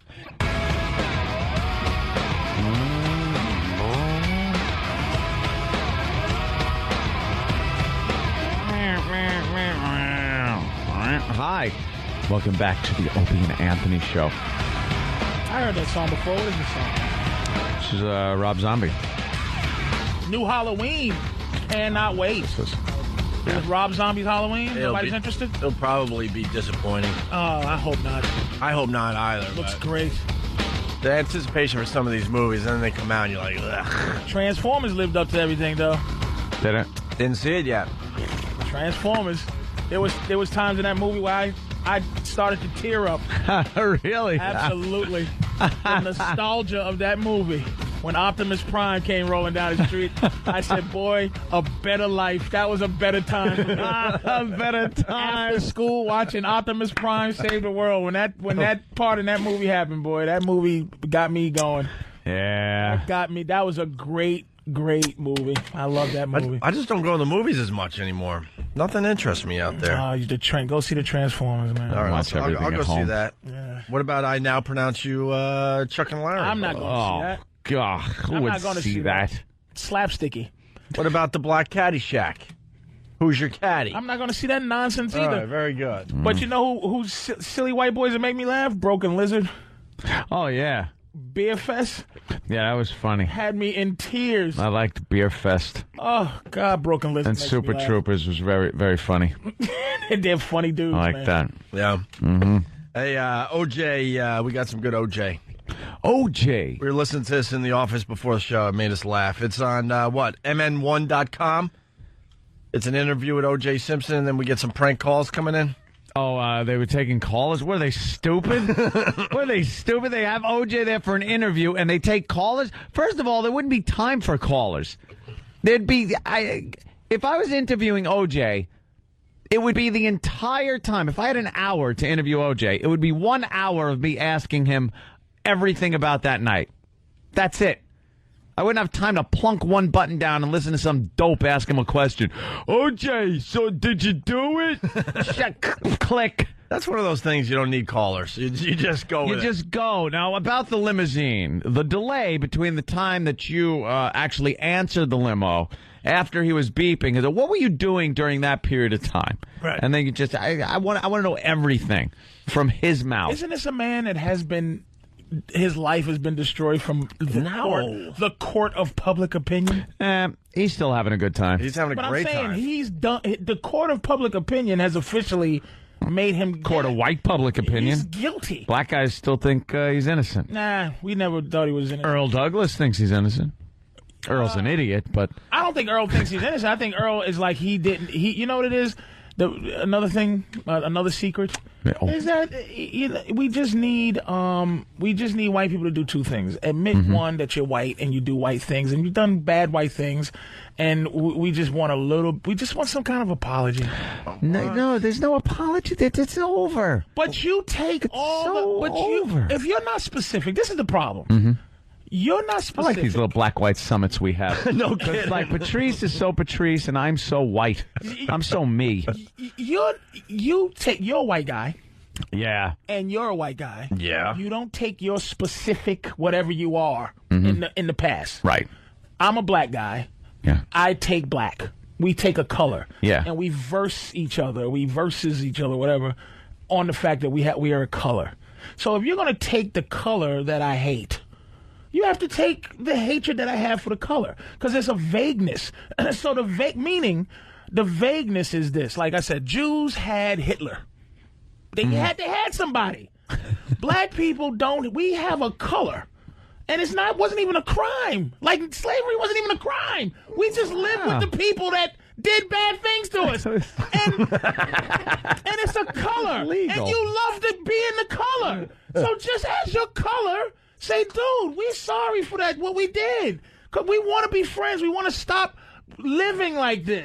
Why do I have to be responsible for the color? Then you should be responsible for every time I turn on the news and see a robbery or a shooting in Flatbush. If white people could admit to their wrongness, I think black people will too. Will admit to all the crime and everything. We had nothing to do with that. I have no memory of that. But we have. I'm not going to feel guilty for something I had nothing to do with. But you enjoy being a white guy. I love being a white guy. There is a benefit to the skin color. You're right. I'll absolutely say that. That comes from slavery. You are benefiting from the Constitution. No, I think. And you're some immigrant. Where are you from? Your family's like Italian. Yes. Yeah. A bunch of criminals came in 1901. I know. Believe me. No way. You're German or something, right? I'm a mutt. I'm the American dream. I'm white guy. I'm a little of everything. Just apologize. Yeah. Just the average white guy. All right, listen. Just admit it, and we'll stop. We'll let you have a couple of black people. No. OJ, here we go. MN1.com. Danny, what do we know about this? Well, the interviewer got the exclusive with OJ. And why does this guy get the exclusive with OJ? It's a woman, isn't it? Yeah, it is. It's a because no self-respecting journalist would interview OJ. MN1. What is MN1.com? It's just like it's like a exclusive quote unquote news website. Why doesn't he go on Hannity? They won't have him because the host would be crucified for giving him the time of day. Really? Yeah. Is that where we're at? That's absolutely. They would love to have OJ. Are you kidding me? Any news organization, any reporter would love to sit down and interview OJ. I think they look past that and they have OJ on their show. Nope. The public outrage. Get Hannity on the phone. Outrage. Get Hannity on the phone. Hannity would take OJ tomorrow if he could. No, he wouldn't. Nope. You don't think so? No. Nope. Why not? I think Hannity knows how to. Because Fox would get crazy letters and people protesting saying, why are you giving this guy the time of day? Let's see. Most people don't know that OJ was interviewed. Why not give him the time of day? And why? Another thing about being accused is I feel bad for the victim, the family of the victim, is because they don't do their own investigation. It's just like, you did it, and the cops go, he did it, and the family goes, okay, now I'm gonna put my energy towards the guy who the cops say did it. Right. But the fact is, like Ron Goldman's dad and all, he thinks OJ did it. But, he knows. He knows. He knows. Do you know what the worst day will be in OJ's life? When Ron Goldman gets cancer, finds out he's got a terminal disease. Yeah. That's when OJ's got to start hiding, because he is going to kill OJ. Yeah, this is going to end with Fred Goldman killing Fred Goldman. He is upset about. They stopped his book. He's not playing around, dude. No, he's watching everything OJ does his entire life to make sure that if he makes one dime, that it goes to him. 13 years of that. And Fred Goldman is going to reach a point. I've lived my life, and then he's gonna go nuts. Here's this too. Let me say this.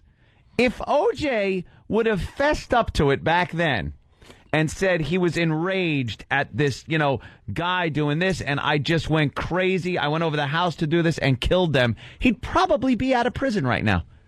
He would probably be out. Still hated. Are you out your mind? No, but did you just hear what you just said? Yes, but he wouldn't be. I don't think he should be hated. He murdered two people. What's wrong with? So wait, he gets out. What's wrong with hating the guy? I'm saying, why would he go? You know what? Why would he appease? Because now people know. You can't even apologize to black people. He got to appease Fred Goldman. People know he did it. But he got away with murder. That's what's pissing everyone off, not that he killed people. This is why we have summits. I love our summits. Black people didn't care about OJ either way. He was loved by you. All right, I saw the celebrations. Time out! Okay. The celebrations? You guys didn't care? We cared because a black dude got away the way white people get away with it. When white people, for years, white guys, white juries have been let in white, and this is what you won't acknowledge. White people have been getting away with murder? Yes, nigga. Look. Oh, damn. No, you didn't. He's standing up.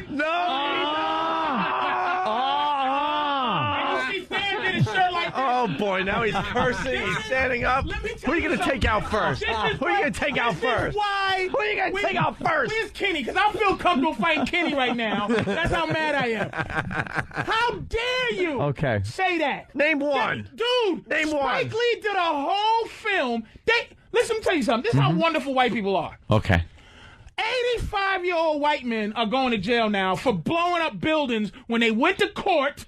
The church girls. Spike Lee did his movie. Right. The Mississippi burning dudes. Oh, we're Wait talking a minute. about. They go to jail after 80 years later because the white jury in Sugar Panties, Mississippi goes. They go not guilty with a wink. Black people are upset about that. OJ represented a guy who beat the system. We didn't care about OJ. Yeah, but friggin' 50 years after the game was over. You chalk up a victory. There's OJ. Like you. There's OJ running past the end zone 50 years after the game is over. That stuff went down. You're absolutely right, and it was wrong and it was horrid that they got away with murder. Don't you understand why our reaction would be that? But that happened. It's awful stuff that happened. And I'm saying this. And here's why I'm saying this. I want you to listen to this closely. Oh boy. There was no meeting.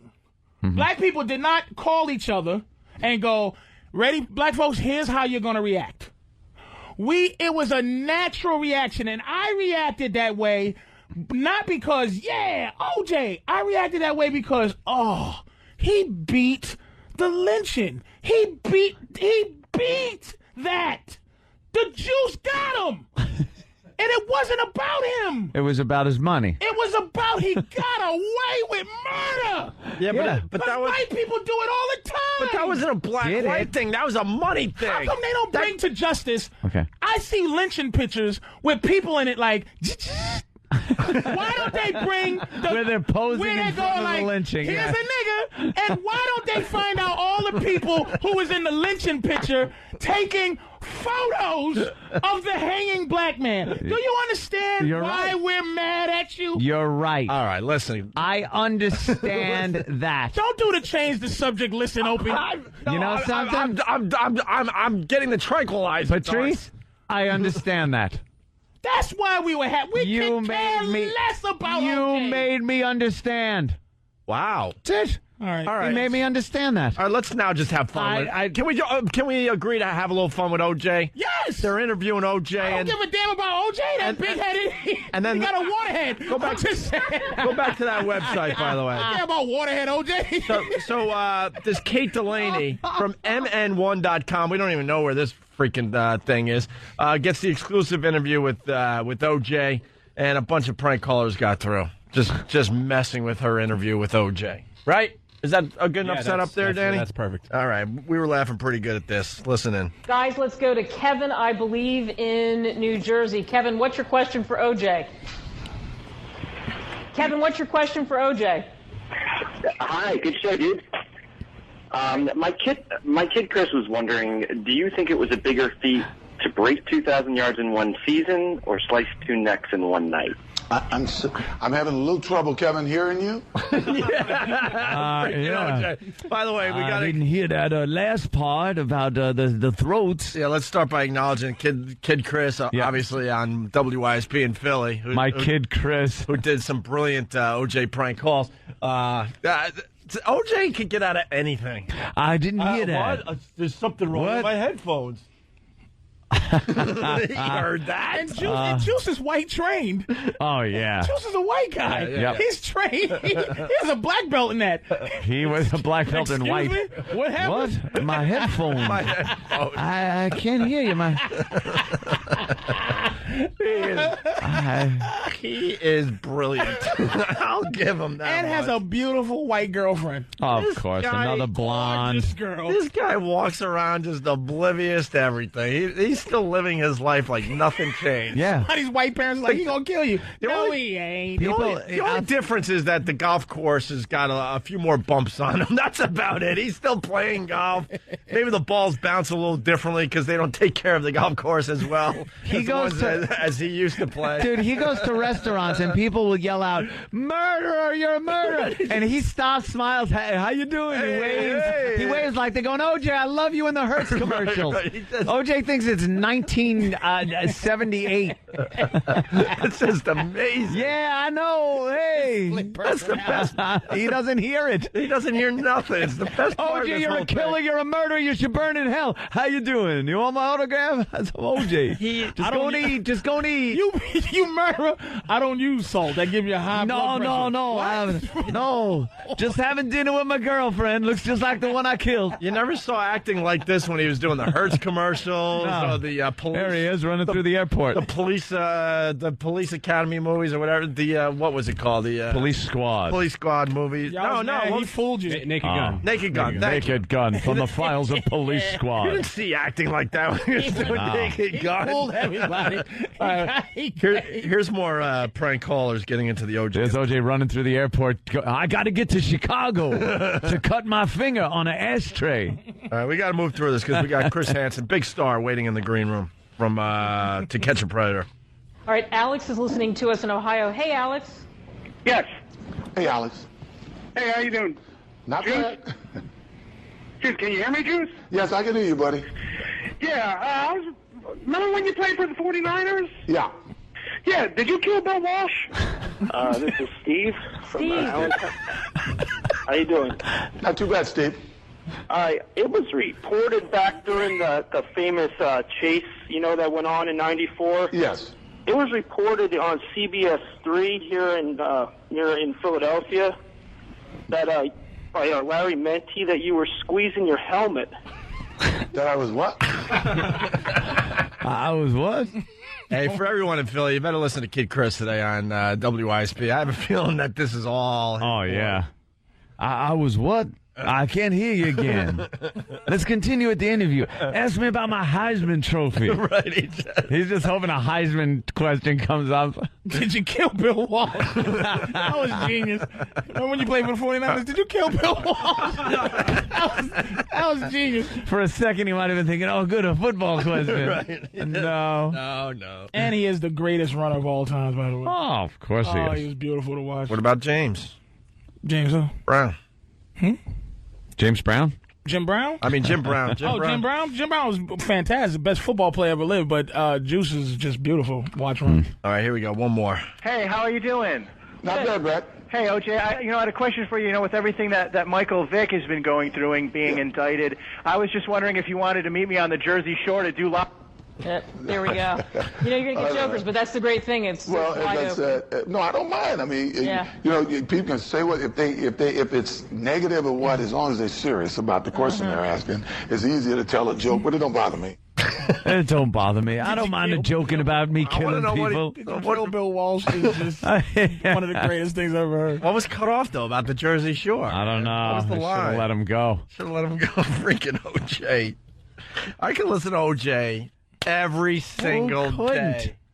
The guy, that's what I'm saying. If he would have fessed up, now I think you got my point wrong about that. If he would have fessed up to the murders and actually served some time and then gotten out, I think he would have been more accepted in society as somebody who killed people in a rage, depending on how the trial went and what his he could have been made to look like the victim. Crime of passion type Yeah, thing? crime of passion. He gets out. And, he builds from there. People wouldn't look at him like, this guy got away with murder. That's not the brutality of it, the whole thing. Yeah. He might as well have gotten away with it like he got. And it just doesn't make any sense to admit that you did that by mistake. And this is one of the things that for years, I just accepted Juice did it because I'm tired of the whole thing. But crimes of passion, you just don't do what he did in a passion rage. You just don't do that. You know what I'm saying? But that kind of is like a crime and passion thing. You go ballistic. Oh wait, I'm sorry. Yeah, let me back up. I'm sorry about that. You don't like the whole thing was he planned to do that. I don't think you plan to just go chop people up. Like when you go, okay, here it is. All right, I'm going to kill some people, and here's my plan. To just go, and cut them both up, and then hide. So if he did do it, oh Jesus, that's my blackness. I'm tired of defending him. That's great. It's possible. I don't know. Oh, come on. That's my blackness, so man. great. It is. Listen, It is. All right, at least you admitted that. Stephen, that's from Bayshore. Sorry, I couldn't hear that. This is OJ. Sorry, I couldn't hear that. The sound of Nicole's screams are still ringing in my ears. Oh, God. Yeah, could you repeat that question? I have a horrible screaming that never goes away in my head. And he's outliving everybody. Oh, I know. They're and then dropping like Kardashian's flies. daughter's a whore. OJ's daughter's losing her mind. Yeah.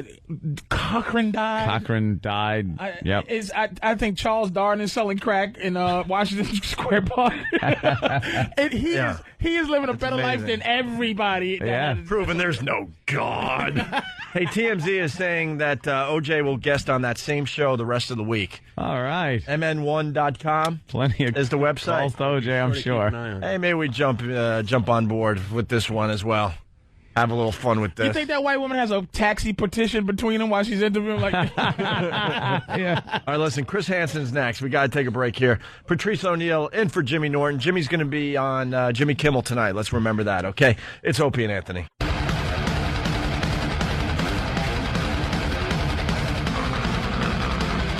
Swallow. All right, we're back with the Opie and Anthony show. Very excited today. We got Chris Hansen. Yes. From To Catch a Predator. Mm-hmm. That show is beyond huge. Oh, yeah. Obviously. He's been on our show a couple times. On the phone, in studio. Yep. Let's get him in here. Sure. Chris Hansen, everybody. Oh, Steve's going to get him. Oh, okay. they're doing marathons now on MSNBC. 9 to 4 in the morning. Yeah, love it. Got a little surprise for him. Hey, how are you? Good. Why don't you take a seat over there, Chris? I know that was coming. Enjoying the cookies and lemonade? Well, you know, we had brownies at the last... Take a seat. Brownies, did you? Brownies. Exactly. So, what are you doing here? I just came to be on the Opie and Anthony show. On the Opie and Anthony show? Well, yeah. I've been here before. You've been here before. So you've done this before. No, you're supposed to say, it's not your first time. So it's not your first time. I have a few you have transcripts of things that, well, let's listen to them together and see if you recognize any of these. Is this you, Chris? I'm not going to avoid the subject. I would like to make love to you after we are done boot shopping. I have a serious fetish for boots. Do you have a fetish for boots? Is that what you were saying in this? This is like the, being put on the spot here. It's well, you did say that, didn't you? I believe that's your voice. Do we have another clip for Chris? I can't control my horny level. I want to blank your brains out. I can't help it. You know, when I read that back, that particular potential predator, there was something in the back of my mind that said, that could come back to haunt me. Oh, so you're saying you've read this back? Before. This was in reference to a 15-year-old girl. Well, it was. I think we have one more clip. Chris, is this you? Remember, sex is a little nasty. I don't want your dad to find stuff in his bed. Chris, you're a responsible journalist. And now you understand your life is ruined. I'd like to bring our camera crew out here. You do realize this is on video. You're supposed to say, there's something I've got to tell you. We're Opie and Anthony. We're on 92.3 K-Rock. He invented this game. Yeah, but he's so damn good at it. Yeah, but he's sweating a little bit. Just a little bit. You can hear it. Early. You know, we usually shoot these investigations at night. You know, I have the whole day to prepare. I'm sorry, our camera crew's not as big as yours. No. Exactly. I love when they come out with the booms too. That's fantastic. Well, you got to hear everything. Well, Chris Hansen. Wait, can we play the last one? What is there more? Well, we had a whole bunch, but this one we just got to play. All right, let's hear this one. Creepy hearing Chris Hansen say this. You are ready to have my thang in your... Oh, jeez. Was that a black dude? Well, it was typed off as a thang. But I'm saying the way he had to add thang. Well, he's just reading the transcripts as they come out. Exactly. Yeah. His monotone, non-attached reading style left at the thang. You don't want to sound like it's tittillating. Baby. But here's the thing. You know, a lot of times, you know, I'm talking to these guys, and they're not very vocal, and sometimes the best way to get them to talk is to go back and read the transcripts. And I read them, verbatim. Right. And we try to balance, showing people what these guys are capable of doing and not trying. Yeah, we get one of the black dudes, the soul shake. Like the extra black, like he was like, "What's up, man?" and gave you the thing. You just follow along with the. No, but I did in the last investigation. I did get a this was the guy who was the fan of yours. Yeah, we've been playing. Wait a minute. I can turn this around. He invented it. I'm telling you, I've seen you walk down the street before. I'll let this go so long. I'll flip this around. Wait a minute. We're still arguing the fact if this guy was an actual fan of our show. It's so true. We have a lot at stake here. Well, we think he might have been a casual listener. Casual? Oh, no. Oh, no. This guy came in, and he had the conversation with the on-site decoy in this most recent investigation, and she was brilliant because she could really engage these guys. So not only did we see this online grooming and this contact, we saw this play out in real time, and these guys were saying, I'm going to do this, I'm going to do that. And so this happens, and it comes time for me to walk out, and he says, you're Chris Hansen. And I said, how did you know that? He goes, I'm a religious viewer. I never miss an episode. I pull them off the internet. And before I can formulate the next question, he says, oh, and I heard you on Opie and Anthony. You're pretty good. And I'm like, do you get the trouble that... don't you understand this isn't a meet and greet? Yeah. You're pretty much screwed here. Yeah. Oh, my God. Can I ask you a question, Chris? Absolutely. Why don't you... I watched the show. Matter of fact, they do marathons now. Like on MSNBC. Like they used to do Lockup. They changed it to Predator Night. Yeah. And I used to love Lockup. Lockup's gone. Yeah. Let's do this. Let's figure this out.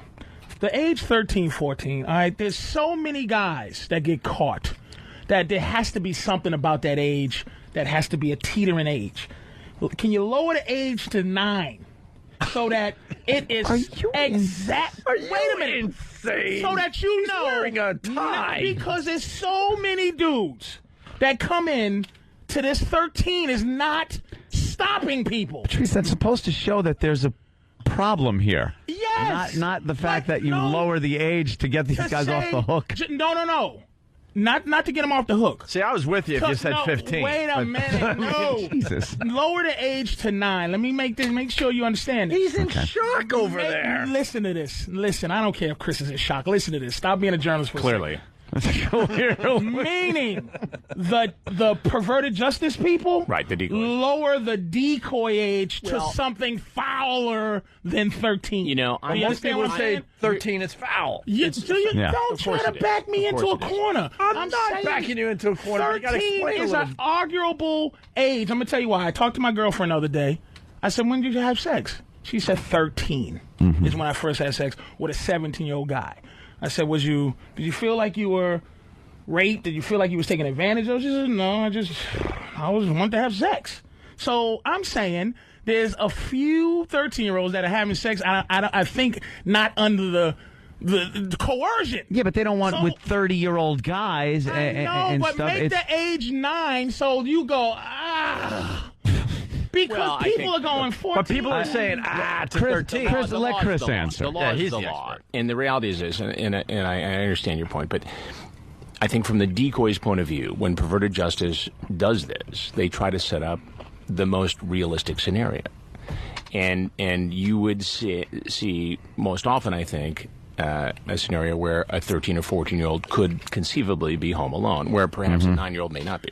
And they're also trying to keep it sexy and hot. To keep it, this is what I'm saying here, to keep it coming.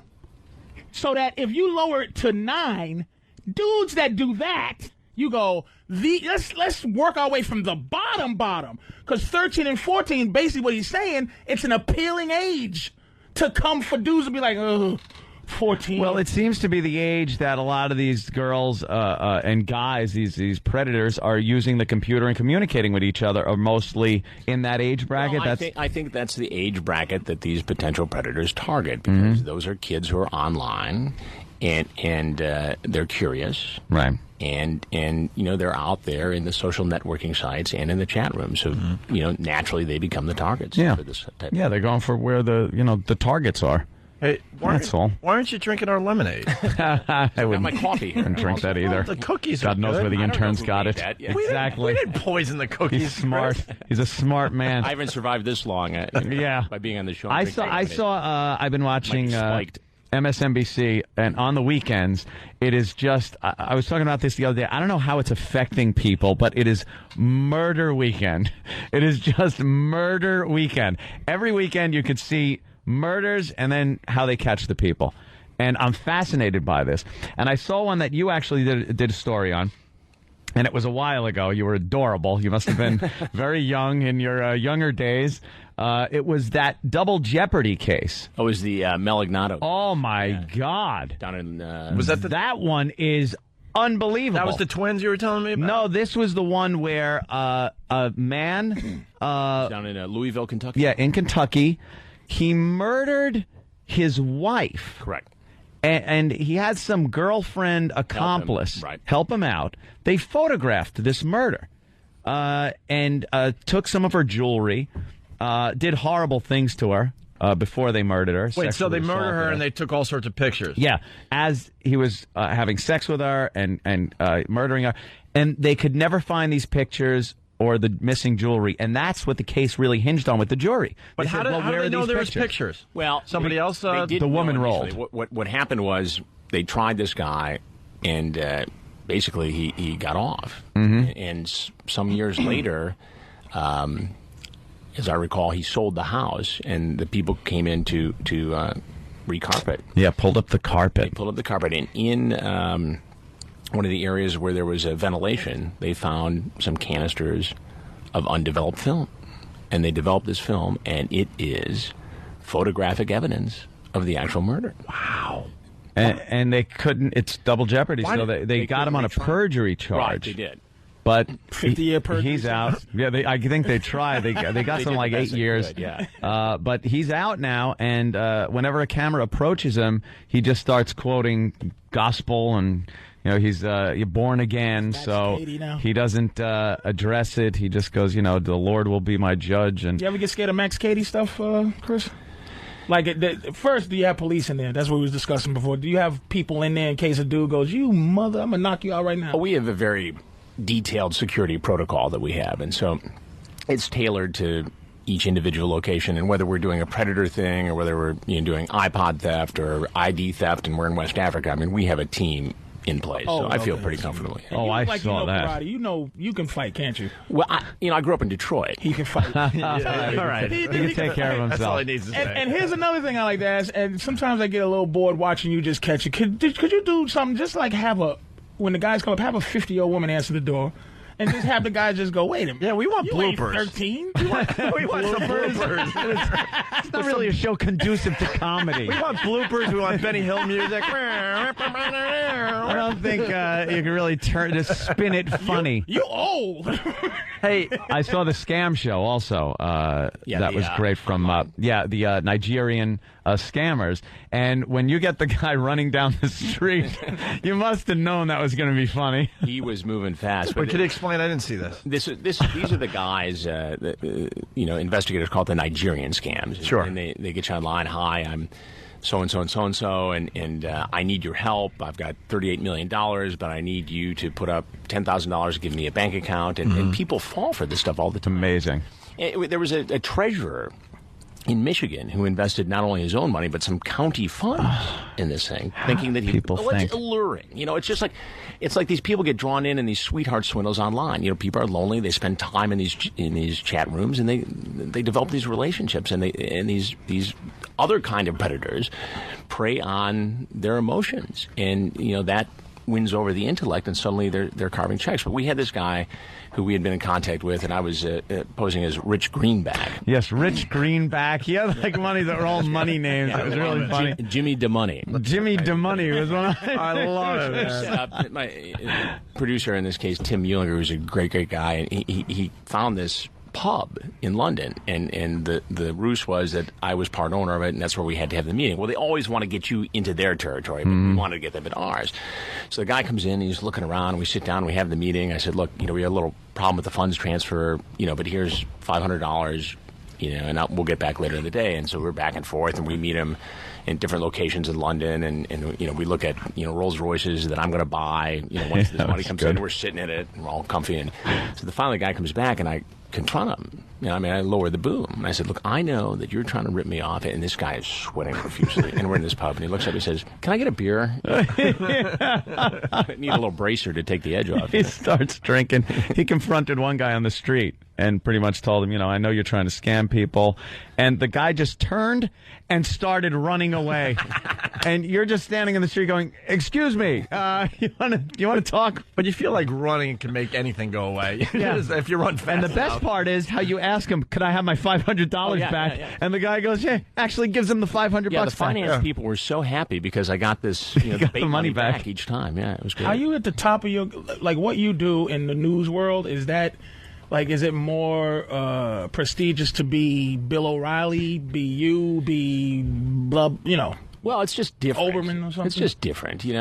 I've always enjoyed investigative reporting. When I was 14 years old, I lived a mile away from the restaurant where Jimmy Hoffa was kidnapped, and I became enthralled with this whole story, and I saw the network show up, and the FBI was there, and it just, I got bit by the bug then. So I've always enjoyed this sort of reporting. If they offered you Stone Phillips' job, would that be something you go, ooh, I would love to do that? Or you'd be like, I'd rather stay doing what I'm doing? It's not going to say no. I've got a great gig, to be honest with you, and they let me do the kinds of stories I like to do. And one of the things that has come out of the Predator investigations is it has been a reminder that this kind of enterprise reporting, this kind of impact journalism, is not only something that people are interested in, that people watch, but it makes a difference. It creates a dialogue. It raises awareness. And it's, quite frankly, engaging for me. It's interesting. I love going to work. I love, who gets to go on a plane and go to West Africa and track down some ID thieves? Who gets to do that? Right. It's got to be like, even though you're doing something for the greater good, let's say,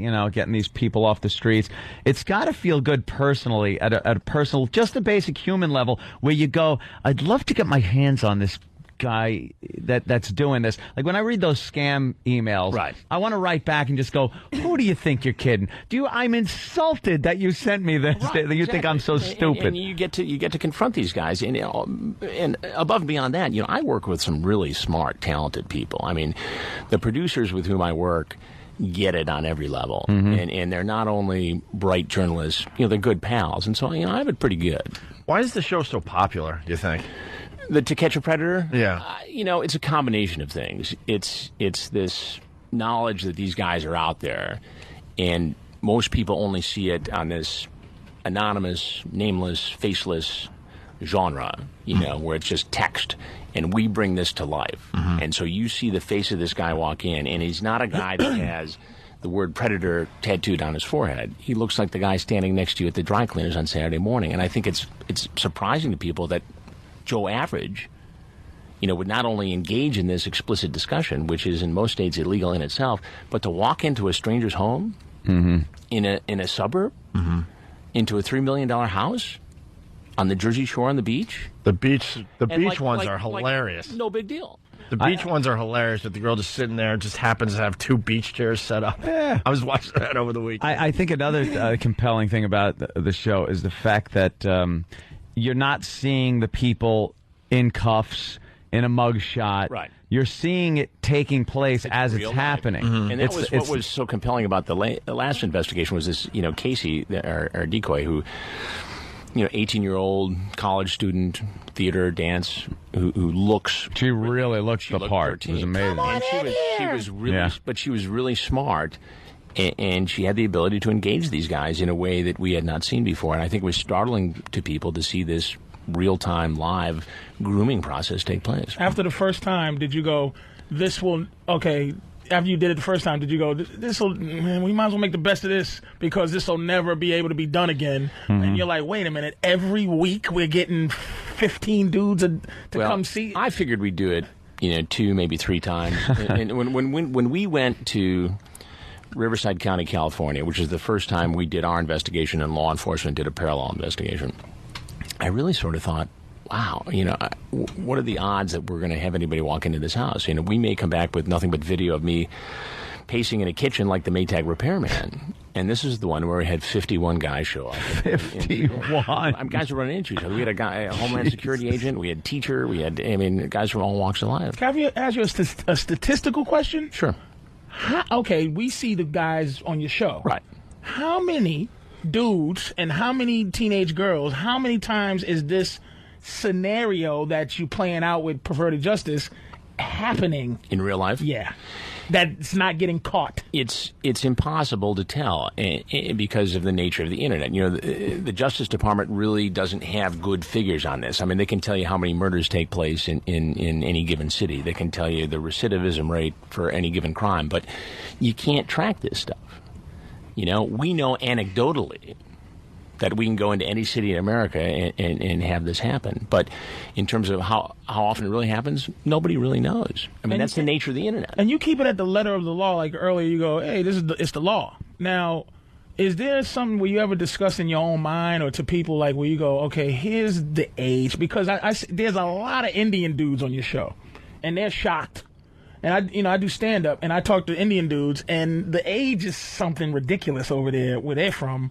And they go, what? 14? That's old. Well, I think that the people who come into the house reflect the population of the city we're in and the professions. If we're near a military base, we'll see more military guys. If we're near Silicon Valley, I know what you're doing now. I'm not making it a racial question. But there's no. I'm making it a law question, like racial issue. A moral, like say there's no law. Right. There's no standard of law at an age that you just make up and decide. But in this country, the law is the law. The law is the law. But I'm saying, is there like a thing where you guys go, it's like say if it was 16, the law was 17 in the state you're in, and then you send out a 16-year-old thing, and guys are coming out to see a 16-year-old, but the law is 17 where you are. So are you going to have the same outrage or the same disgust that the dude that's doing the 16-year-old I think thing? that the protocol for Perverted Justice decoys is that they wouldn't even set up that scenario because it would be it wouldn't be illegal. It wouldn't be. No, I mean, like, if 16 was... It's a little marginal call right there. Like, I think California's like 16. Let's go to Mike in Jersey. This comes up a lot. Mike, go ahead. We got Chris Hansen on our show. How you doing, guys? Notice how he said shut up. Yeah. Did you notice that? All right, what's your question? Well, I think it's entrapment. I think it's wrong. I mean, say... I don't think he mean... Dude, calm down for a second. Wait a minute. I don't think he meant set up as in setting them up. I think he meant the scenario, and because cameras, police, things have to be set up, houses, but, so he's not saying he's trying to entrap the people. He's saying the scenario, he's not going to set up a 16-year-old scenario. I know the guys are scumbags, but it's still entrapment. You must get that a lot. Yeah, here's the entrapment. Here's why it's not, and it's because when the Perverted Justice decoys go into the chat rooms, they simply have a profile which includes a picture that's unmistakably underage, and they sit and wait. They never make the first move. It's always the potential predator who makes the first move. And isn't it the intent that is the crime? That's why a lot of people say, well, I was role-playing. Right. It varies from state to state, the laws do, but in a lot of states, the online solicitation in and of itself could constitute a felony. Regardless of who's on the other end. Well, if it's somebody who they believe is underage. Mm-hmm. I mean, the police do sting operations all the time, and the decoy is not always, a 12 or 13-year-old kid. Sure. But that's how these people are called. Right. Hey, we're running out of time here. We want to promote the. You're doing something on Dateline there, Chris? On tonight at 10 Eastern, we are doing an investigation into iPod theft, and we didn't realize what a problem this was until one of our senior producers' sons had his iPod stolen. So we decided to go out and see if we could track these things and who was taking them. So we bought about 20 iPods, and we inserted into the package software. So whoever ended up with this thing would register with Apple and register with us. So then we had this 32-foot RV, right? And it's outfitted like a Predator house, hidden cameras and everything. And it's got a banner on the side saying music giveaway. And so when we'd identify where one of these things was, we'd pull up, and the producer would get out with balloons and a camera crew, a la Prize Patrol, knock on the door and say, you're eligible for this free music giveaway, this music download card. They'd come into the RV, and I'm sitting there, and I'd sit down, and I'd ask them, where'd you get it? Best Buy, Circuit City, cash or credit card, right? What kind of music do you have on it? And for 20 minutes, go on. I'd say, there's a video I want you to see. And, of course, there's a monitor up there. And in the video is, in some cases, of them stealing the actual iPod. And it goes back around to the question, should Apple do more? Could it do more? What's the responsibility to track these things, given the fact that, this eye-jacking, right, as it's called, is epidemic? You know what I'm thinking? So the guy goes into the RV, he sees you like, oh, no, I didn't touch her. That was like, oh, he got me because I stole an iPod? He's like, they see you like, no, man, look, I'm not trying to say that iPod theft is the same as yeah, but as soon as they see you, though, they're they're in a panic, like, oh, no. And people would come in and say, hey, you look like that Chris Hansen. Yeah. I said, I get that all the time. I get that all the time. They're pretty much relieved that you got him for an iPod freaking theft instead of the other one. It's really a fun. It sounds like cool. lot of, and also you got a book out there, right? Absolutely. It's on the whole Predator issue, the enemy already in your home. And, I took all these experiences that I've had and looking in the eyes of some 300 of these guys and talking to some of the experts in this field and distilled this information for parents to help keep their kids safe online. It's called To Catch a Predator, Protecting Your Kids from Online Enemies Already in Your Home. Before we go, though, I got to ask you if you're allowed to talk about the lawsuit at all that's against the network. Look, I can tell you this. I'm a little limited because the lawsuit's actually been filed, but, the lawyers have gone through the claims. They're without merit, and NBC is going to defend itself vigorously. Mm-hmm. Anybody can file a lawsuit, and they don't have to verify the things that are in it. It's a guy that apparently took his life because he was caught in one of the... the DA? Yeah. I was actually...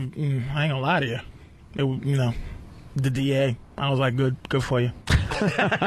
Because he was one of the dudes that helped set up the whole thing, supposedly. Well, it is kind of ironic, the isn't family, it? Right? Yeah. All right, listen, we got a break. We're running out of show here. Chris Hansen, it's always a pleasure. Guys, thanks for having me. I always appreciate a pleasure, man. I'm really mad you didn't drink any of our lemonade or even try the cookies. Got me some coffee. You got the coffee, though. Tonight, it's on Dateline. Chris tracks down stolen iPods and confronts the thieves in a hidden camera investigation. 10 o'clock tonight on NBC. Well, Chris, now you're free to go. I think you know what's waiting for you outside. Thanks so much, man. Always a pleasure having you on, man. I appreciate it. All right, we'll wrap up the show next. It's Opie and Anthony. Hey, this is Jim Norton. I'll be doing a book signing for Happy Endings this Friday, August 3rd, at the Borders Books and Music, 34300 Woodward. It's in Birmingham, Michigan, and it's 7:30. I'll be signing Happy Endings this Friday, August 3rd. 7:30 at Borders, 34300 Woodward in Birmingham, Michigan. So come, and I'll take pictures if you want. The Opie and Anthony Show will be broadcasting live from the XM compound in Washington, D.C., Thursday, August 16th and Friday, August 17th. Just before the traveling virus, Saturday, August 18th at the Nissan Pavilion. God help us all. Opie and Anthony. Opie and Anthony. Opie and Anthony. Opie and Anthony. It's the Opie and Anthony Show. Today, it's Opie and Anthony, Patrice O'Neill. Chris Hansen was great, wasn't he? That was fun. We're going to make a video of that. I mean, Anthony doing Chris Hansen to Chris Hansen with the lemonade and the cookies, playing his transcripts. I'm telling you, we got a great video. I think he was a little shook up at the beginning. I heard in his voice like, oh my, this is how it is to be on the other side. So this is how it feels. We had the lemonade and cookies out for him. Sam's going to work on the video. We should have it in a couple hours. I think Break.com will throw it on their front page. And I'm glad he didn't drink the lemonade or eat the cookies because I wouldn't even do that. The podium yesterday had pubes on it. All right. You're right. I don't think we need food to be given to our guests. Yeah. When that's the pubic podium. You're right. I'm just excited we might have a viral video. Maybe. Everyone's about making that viral video. Let's be honest with each other. Exactly. And we think we got one that might get a few hits now if Sam cuts it up nice. Maybe. We're running out of show. We went pretty late with Chris Hansen. Oh, we got Rich Voss on the phone? Oh. Rich Voss? Rich Voss? Rich?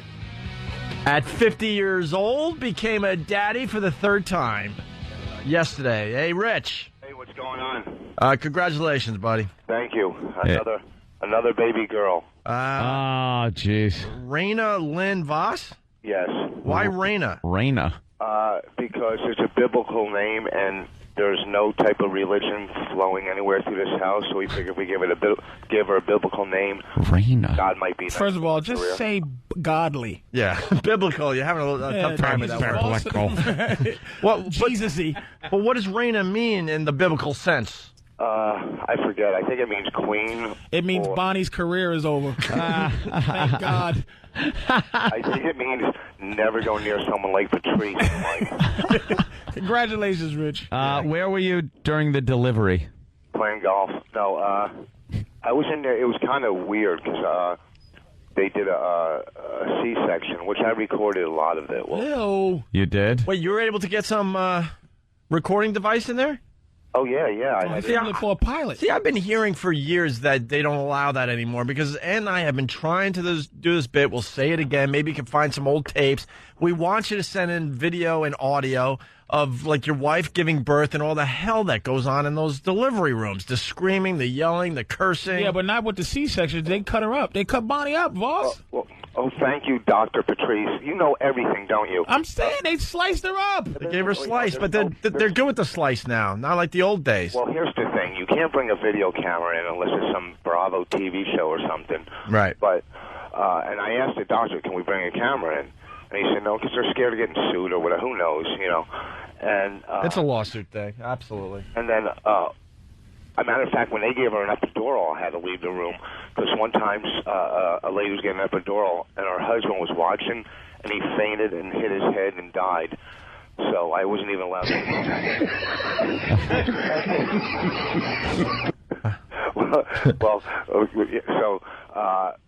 So I go in there, but they didn't say I couldn't bring an audio recorder, and I brought a stereo recorder. It was in my pocket the whole time. Yeah. And you know, and there's like I listened to some of it. You know, I'll give it to you guys, and we'll edit it and stuff. But there's some, even when they're giving you a C-section, it's very painful and still, you know, it's creepy because. What, Ed? What's that? We're still on the other side. Oh, sorry. Wait, I thought we were on the. No, Ed said no satellite. I said no, and then I used the S word. Yeah. What am I, crazy? Of course it hurts. Yeah. Did you watch her get cut open? If Voss is on, we're on XM. Huh? Like they have her blocked up with like a a sheet or whatever. I don't know what they call it, so she can't see it. And I sat behind there. But when the baby came out, they said, as they're pulling the baby out, and even when they cut her stomach open, she was tight. It was hard to get the baby out. So they go, take a look, and I stood up, and it looked like a scene from the movie Hostel. They cut blood everywhere. It was. How big of a cut did they make? Well, I didn't really stare, and I didn't have a tape measure with me. Finished. 6 inches. It was big enough, to bring a baby out.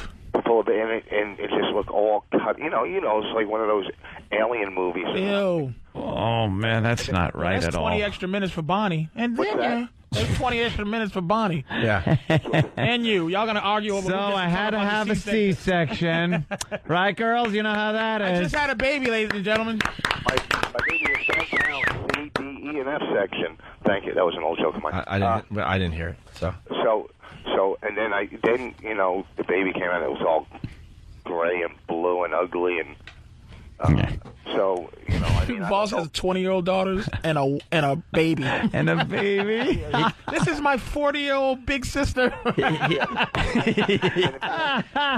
80-year-old dad who can't do anything with me. Play nothing. He called me yesterday. I just started laughing. I'm like, way to go. You started all over. He was done. His daughters are just about out of the house, and he decided to start all over again. Daughter's 15. He's 87. Please tell him some of your kids. Open up your suitcase, okay? What?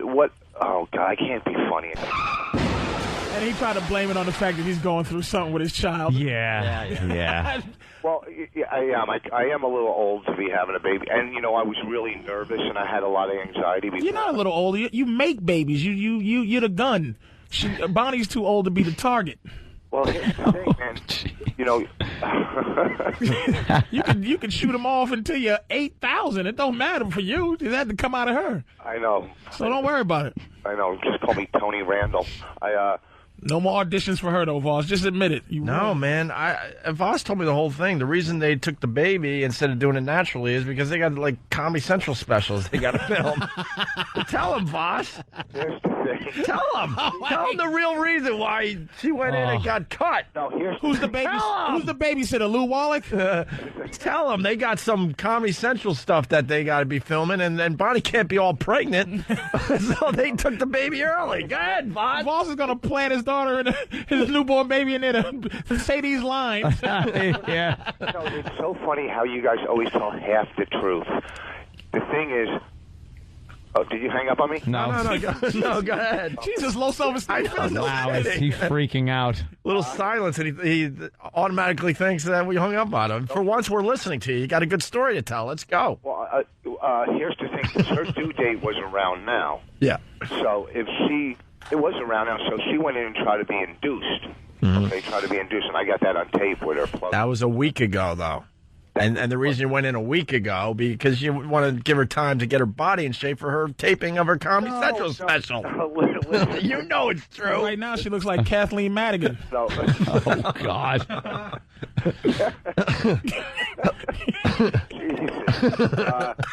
Her and Corey are going to hang out now. Here's the thing. Because that was a good one, Rich. I know. I got that one. The thing is, because if she went in and had to have a C-section, it takes a couple weeks to heal for her to be able to work again. Okay? And at the end of the month, we're both doing specials for Comedy. See? So if she wasn't healed, okay? So her delivery... That's great. You're the worst. You know, Tiger Woods had a baby recently, and he basically said, I forgot what tournament it was, that he was going to blow off one of the big ones, you know. Really? Yes. Voss has been there and done that. Voss already has adult children. Tiger Woods was asked, if my wife's going to have the kid, I'm going to blow off a major. It was, I forgot if it was the U.S. Open or the British Open, but right around that, he said, yeah, I will blow off this major tournament so I could watch the birth of my child. His first baby. And Rich is like finagling the birth of his child so he can work in a Comedy Central special. If you gave him 15 minutes, right, to answer this question, what's more important, your 50-year-old man with a career you need a career or the new baby? Voss have to think about that for a second. Right. First of all, don't compare me to Tiger Woods. Compare me to, like, Norton. If you were going to have a kid, Norton would do a spot at Dangerfields before he had his kid. Can I plug something? Yeah. Of course. I'm going to be at DC Improv August 10th, 11th, and 12th, the District of Columbia. DC Improv, August 10th, 11th, and 12th. You got a website where the fans could go now and get these dates? PatriceO'Neil.com. Finally, right? For a little while. There was a time where we were like, website, like, got a guy, but he's getting himself into shape. Yeah. All right. I'm like Voss. My career is like Voss having babies at 50. I'm just trying to get a career at 49. A little late. It's just a little white guilt because I know you come in here, you kick ass when Jimmy's away. We don't pay you, so the least we could do is make sure you get a few extra bodies in the seats. And then we would ask you, and you're like, I don't have a website. I know. What are you They'll gonna find do? me. See, you used to say they'll find me. You see, I still want them to. See, but all right. How come? You got the website, though. That's good. All the dates are right there nice, right? And my podcast is on there. All right, and make sure you check out the YouTube video we were talking about earlier. I mean, it's classic Patrice O'Neil. Hey, Rich, congratulations. Hey, thanks. Yeah. Are you going to Detroit? Yeah, of course. What, are you kidding me? Are you kidding me? 3 days after the birth of his child, he'll be in Detroit with us for the O&A Traveling Virus Comedy Show this Saturday. He could have a daughter, and then his kid could have a kid, and he could have a granddaughter the same age. Yeah. Like, just barely months apart. Oh, yeah. So, I'm so glad that I woke up with a little self-esteem. You guys just knocked me let's get rid of that. Hey, Rich, was I very nice to you on the phone yesterday? Yes, and you guys were actually very nice. Was I a human being on the phone yesterday, saying nothing but congrats and give Bonnie our best and all that? Hey, let me tell you, that was you were my first non-relative call. Oh, very nice. See, you got to hear the real Greg Hughes. The actor that plays Opie on the Opie and Anthony. That was very political of him to say that to you. Really. First non-relative. Hey, Rich. Non-relative. Rich, all kidding aside, congrats, and we'll see you Saturday in Detroit, all right? I might be. All right, I'll talk to you later. We got to get off this side of the show. Patrice, always a pleasure. But you're not going anywhere. Yeah. Now we go hang out. Now we go over to XM and curse a little bit. It's Opie and Anthony. I'm going to agree with the hater. You are. Ecstasy of gold between shows sucks a dirty cock. I have to agree with a hater today. In those exact terms. It doesn't really work. No. You're kind of right. How about the live version of In Memory of Elizabeth Reed? Yeah, kid, now you're talking. Can we play that? How about Drums in Space, Grateful Dead? Yeah. Where's Let's my do that. dad? Dad, yo! Yo, wait, green grass and high tides. Yo in the same state. Green grass and high tides. Forever? Yes. Green grass that's how long and it'll high last. tides forever. I'm talking live version with the long extended guitar solo. I understand. There you go, Freebird live version. Freebird that live guitar too. solo goes on forever. Wow, would that take a while? No, we should attempt to do right now. No. Find 3 songs. 3 lousy songs that could get us to 11 o'clock.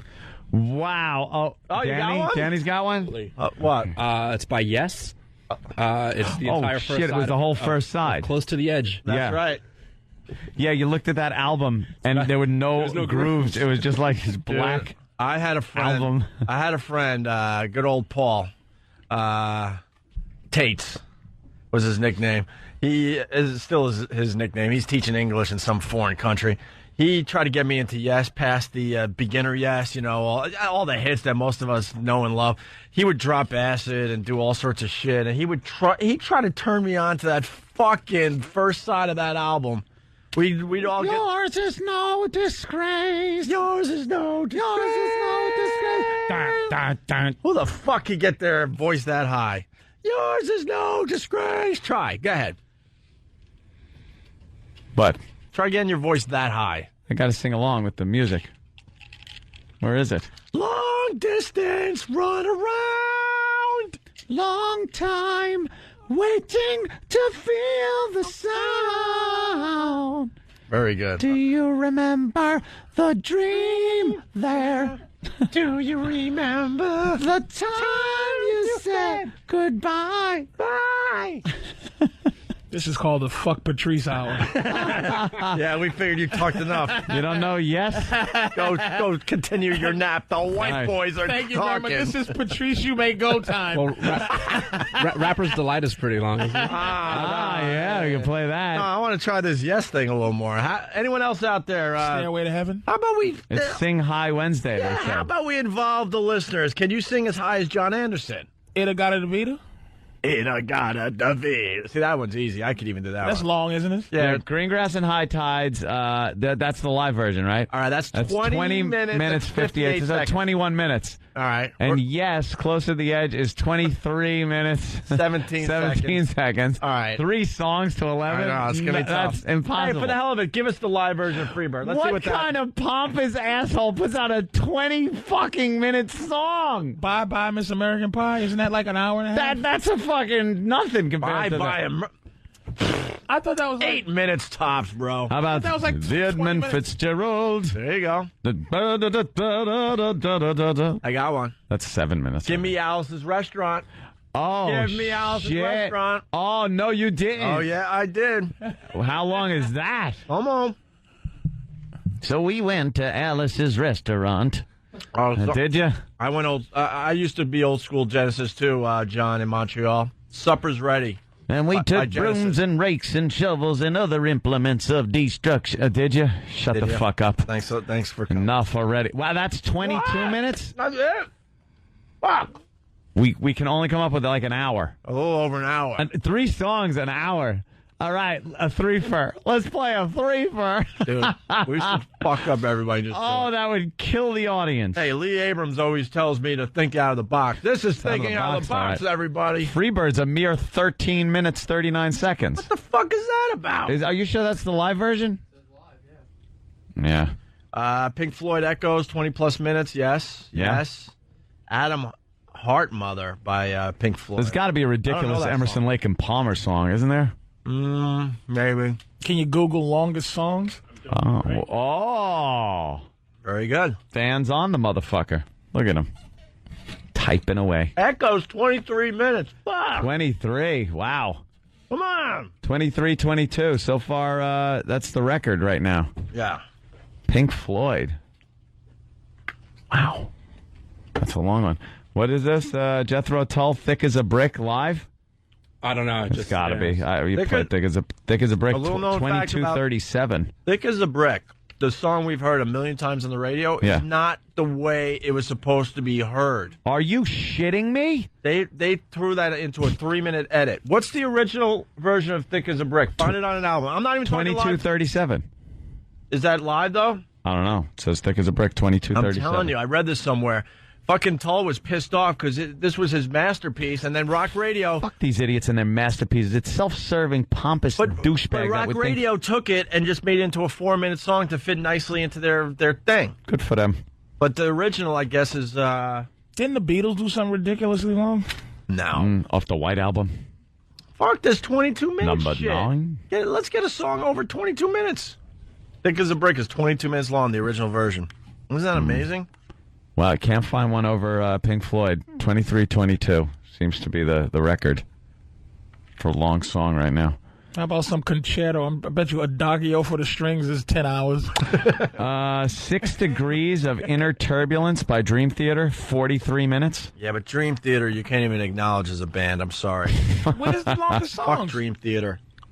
They must have a list of the longest songs. Fuck Dream Theater. Dazed and Confused off Song Remains the Same, 26:53. Yeah, but that's when he starts using the bow and stuff. And getting all fucked up. Yeah, well, that's live version. Come on. True. I would say Dazed and Confused. Rush 2112 doesn't come close. I don't think. No. I don't think either. Wow, that's fucking long, though. That's ridiculous. What band puts that on an album? You don't see that these days, though. Like, look at these bands. Look at what we're looking at there. We're looking at fucking 30-year-old bands.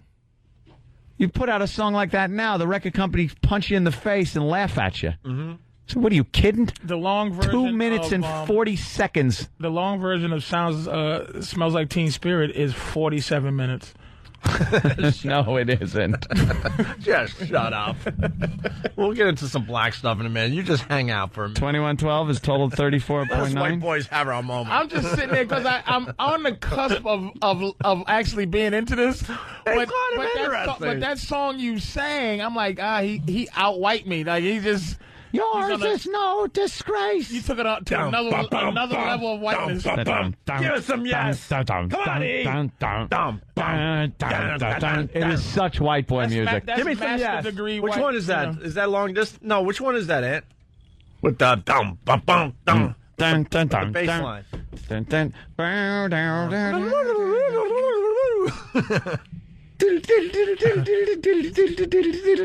Yours is no disgrace, I believe. Yeah. How thick is it? Try Yours is no disgrace. I'm trying to run through it in my head. Yours is no disgrace. They I think get all crazy in the middle of the song, right? Let's go. Yeah. There it is. Ah, yeah, Patrice. I heard that. You're rocking now. Sure.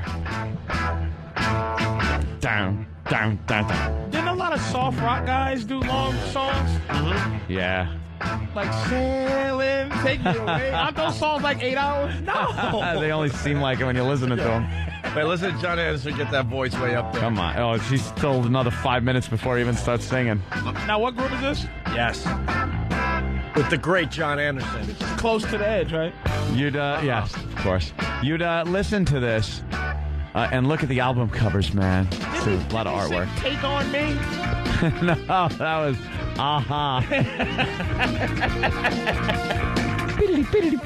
So these guys are respected. Oh my God, yeah. So in White World, are these guys Jay-Z-ish? Well, they were huge, but no, they'd have to be like old school, like fucking Run DMC? Yeah. But they're at that level of... They were fucking huge back in the 70s. High level respect or mid level? Oh, high level respect as musicians. This is like art rock. If Yes was coming to town, you fucking got a ticket. They took pride in the fact that they could play their instruments, unlike today. Look at this. Listen to this. Here he goes. Oh, no. It's still going to take a while. This song intros were... Hold on. Here it is. Oh, is it? Yesterday a morning came, a smile upon your face. Caesar's palace, morning glory, silly human race. On a sailing ship to nowhere, leaving any place. Yeah, that's what it's doing. If the summer changed to winter, He's going to get his voice even higher. Listen to this. Listen to this. Yeah. And then back to some playing of the instruments. Now, does that count? As what? As the time. Do you understand what I'm saying? Like that shouldn't even be added to Bye Bye Miss American Pie is Hold on. versus... tell me where you are. Shining, flying, purple wolf, I'll show me where you are. Lost in summer, born in winter, travel very far. Lost in losing circumstances, that's just where you are.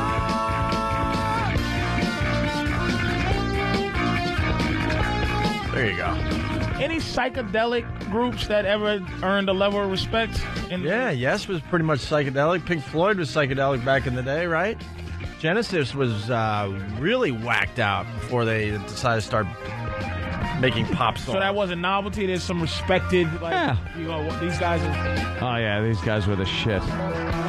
Get their biggest song? Get Lee Abrams on the phone from XM. He'll talk about Yes until you fucking want to shoot him. That'll take 3 minutes. Is this their most popular song? No. What song might I have heard that broke through to my ears? Play a Yes song. Dan? Yeah. I just saw it in Dillette. I'm not sure if it's an actual song or not, but it's by Jethro Tull. And it's called The Story of the Hare Who Lost His Spectacles. Fuck, come on. How long is it? 45 minutes. Holy shit, get out of here. All right, give me Jethro Tull's a douchebag. He really is. Give me a piece of that shit. Unless it's like an interview or something, and it's just, Wow. All right, let's give it a shot. Wait, what's the title again? The Story of the Hare Who Lost His Spectacles. Is it music? All right, I don't know. Let's go. Right. Huh? Holy shit. Oh, come on, already.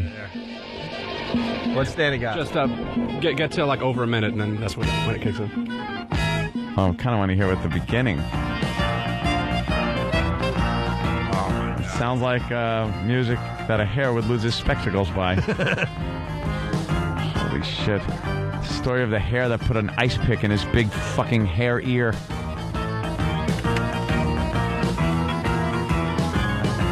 Oh, I bet this just goes on and on.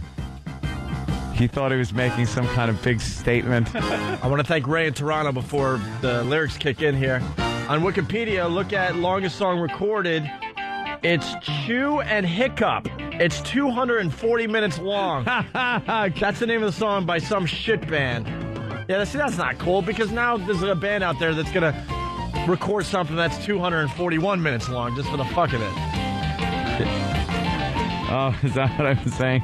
Jethro Tull's a douchebag. Who's saying that? Like I was just reminded Jethro Tull's not a person, it's the band. Oh, I know. I called Jethro Tull a douchebag. It's Ian Anderson? I don't care. Jethro Tull is an asshole. That guy should be shot. Wait, what's his name? Ian Anderson, yeah. Related to Ian John Anderson? Probably not. I know. Him with his stupid flute. Oh, here we go. Finally. Vocals? Vocals? Imagine having to sit through this shit at a concert or something. You think they did this live? Oh. And it does affect you. Ah, he's going to play his flute. I'm at the fucking Renaissance Festival. This is great. When's the joust? Let me look at my program. Okay, first get me a yard of mead. Then I'm going to go see the joust. And then we got to go see the blacksmith make some armor. Uh-oh, now what's happening? Then I want a big turkey leg. Yeah. No, don't skim through it. By the way, someone took the bait. I love when people take my bait. Where is it? I don't even know where it is now. Hold on. Oh, here it is. Kevin from Buffalo. How can you not acknowledge Dream Theater as a band? Explain. They're one of the most talented bands to ever exist, and I'm not the only one to believe this. A lot of the listeners will agree. Frunkus. Oh. Even here, the silver cord lies on the ground, and so I'm dead, the young men said. Pardon me, where's the privy? Milady? Mystical rock stinks. I feel like putting my wizard robe on. I don't listen to any song where they sing about gnomes. If Jimmy was here, he'd be talking about wizardry. Wizardry and songs suck. This music makes me want to practice my wizardry. If you got a gnome in your song, you should kill yourself. A gnome. Some flying mystical creature in the middle of your song. Who gives a shit? And my Dream Theater rant was interrupted. I know the Dream Theater people take their band very seriously. They do. Hence, I will not acknowledge Dream Theater. Ever. Make me! All right. Enough. What else don't you want in your music? Yeah, let's do that bit. Yeah. We're freestyling, right? I don't want a flute. You don't want a flute in and I don't want a lute. No lute, no flute, and no lyrics about gnomes. Gnomes. Stop with the gnomes. And dragons. And unicorns that fly. And don't sing about trees, because they just stink. Trees. Rush. Yeah, Rush. I know. So it's good. I don't want the bass player playing foot pedals. Geddy Lee playing his foot pedals, keyboard, and bass at the same time. Wow, we're fucking amazed at you. No gongs. He would do, yeah. Drummers, throw away your gongs. That is why I try to learn about white music. Yeah. I learned all the love I have for white music from wrestling intros. Oh, is that it? Because they used to be able to play all these songs. So that song, Rush, when they played Tom Sawyer, that was what Kerry Von Erich's intro music used to be, and that's how you learn about white music. But I love that song, Sawyer. but I didn't know that Rush was a bum band. Yeah. Rush was pretty How about big. Queen?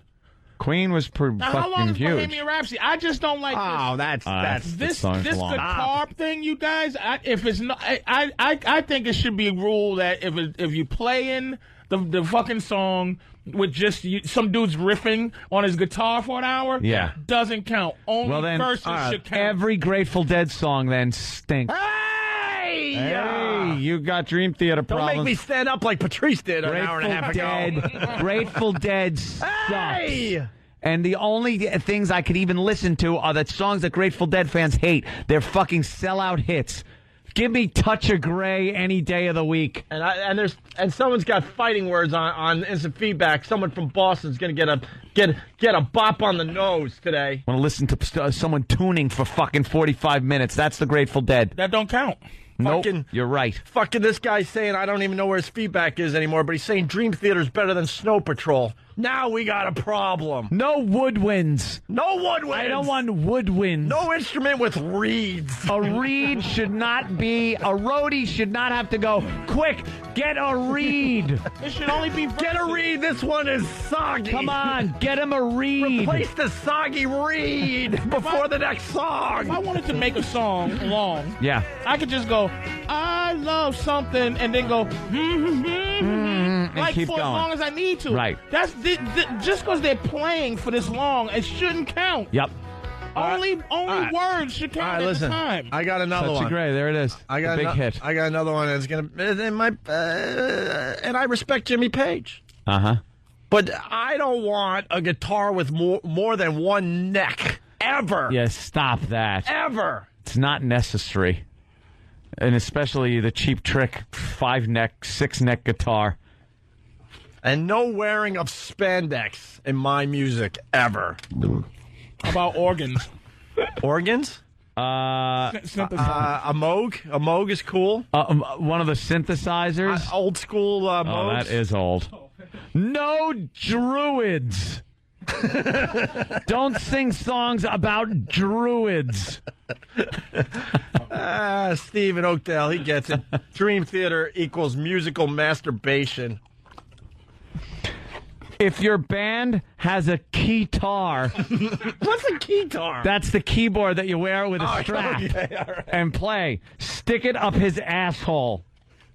If your band's trying to be cool by not having a guitar player, I don't want to hear it. Don't even want to hear it. Right. How about any of those rock bands that have a classical instrument somewhere in it? Stop it. There's a cello player. No cello. No bowed instruments.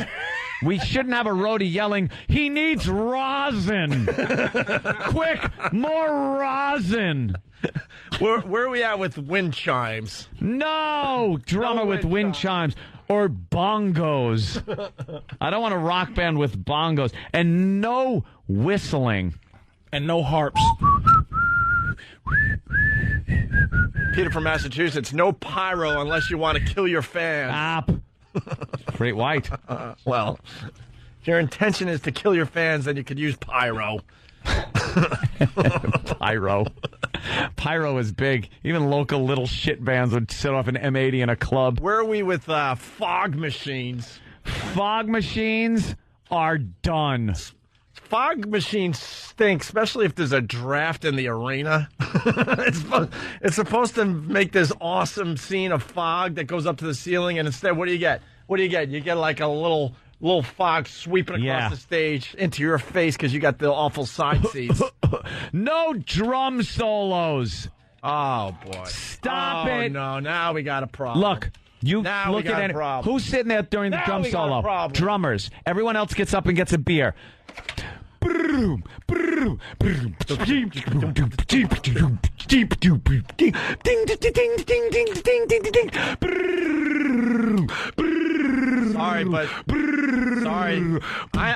going to say the same thing, Dan. Shut up. I used to be in your camp, and we used to talk about this on the air all the time. I know the bit you're doing it. I know what you're doing.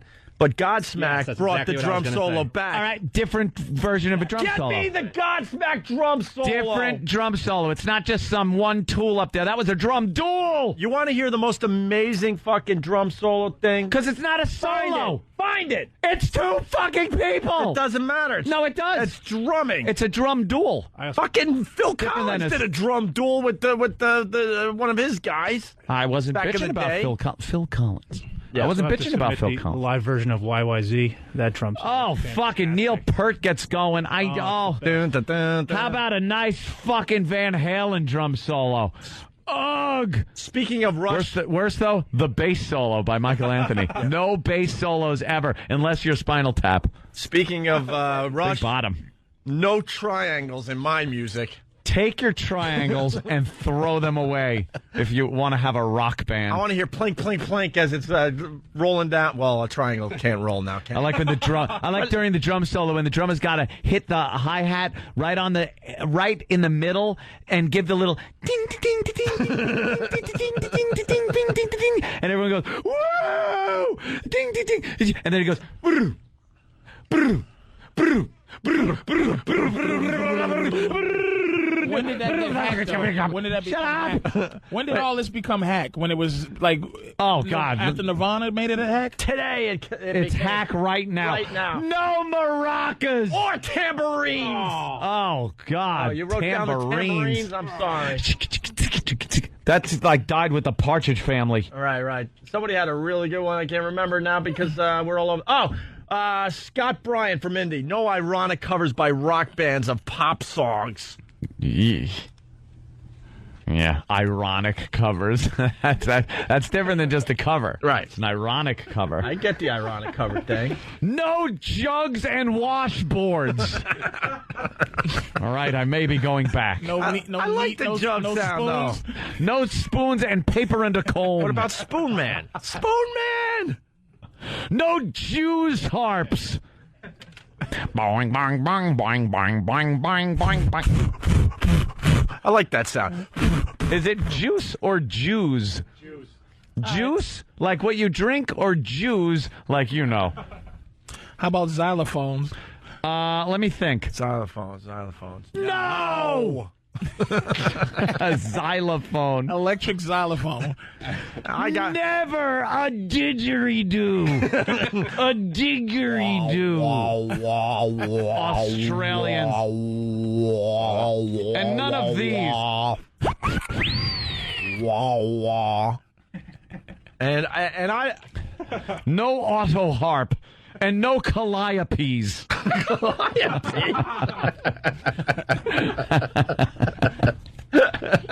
Okay, we may have gone a little too far. A didgeridoo. Australian for beer. Yeah. Come to Australia. Oh, listen, though, it gets going.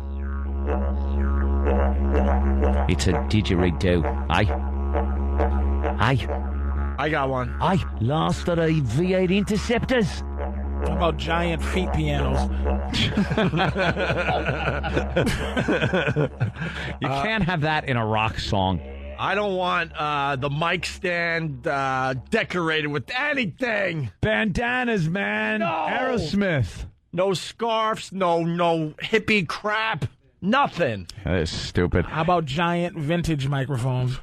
No, those are asinine. The ones they hold where you hold a complete top. So you can be a crooner and croon a song with a big microphone. I don't want a guitarist to have 80 picks taped up his mic stand either, so he could throw them out it's like you're getting something special. The guy tapes. He puts double-sided tape on the mic on his mic stand and tapes picks there, so he could throw out 100 of them. It's not special. All right, hold on. No timpanis. Can I do one? Sure. No oversized fruit. What? Where did that happen? I gotta be a U2 fan. What can I tell you? Oh. You know, the big lemon. It just was... No pan flutes. Yeah, no pan flutes. Let's say hi to Baton Rouge. Eric in Baton Rouge. Zamfir. I'm playing the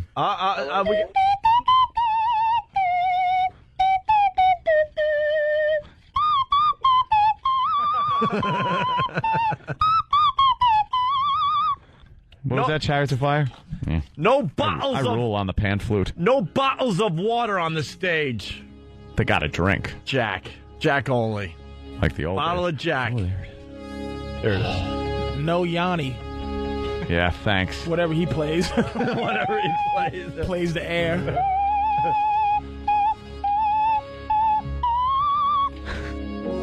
No more upright basses, Ant?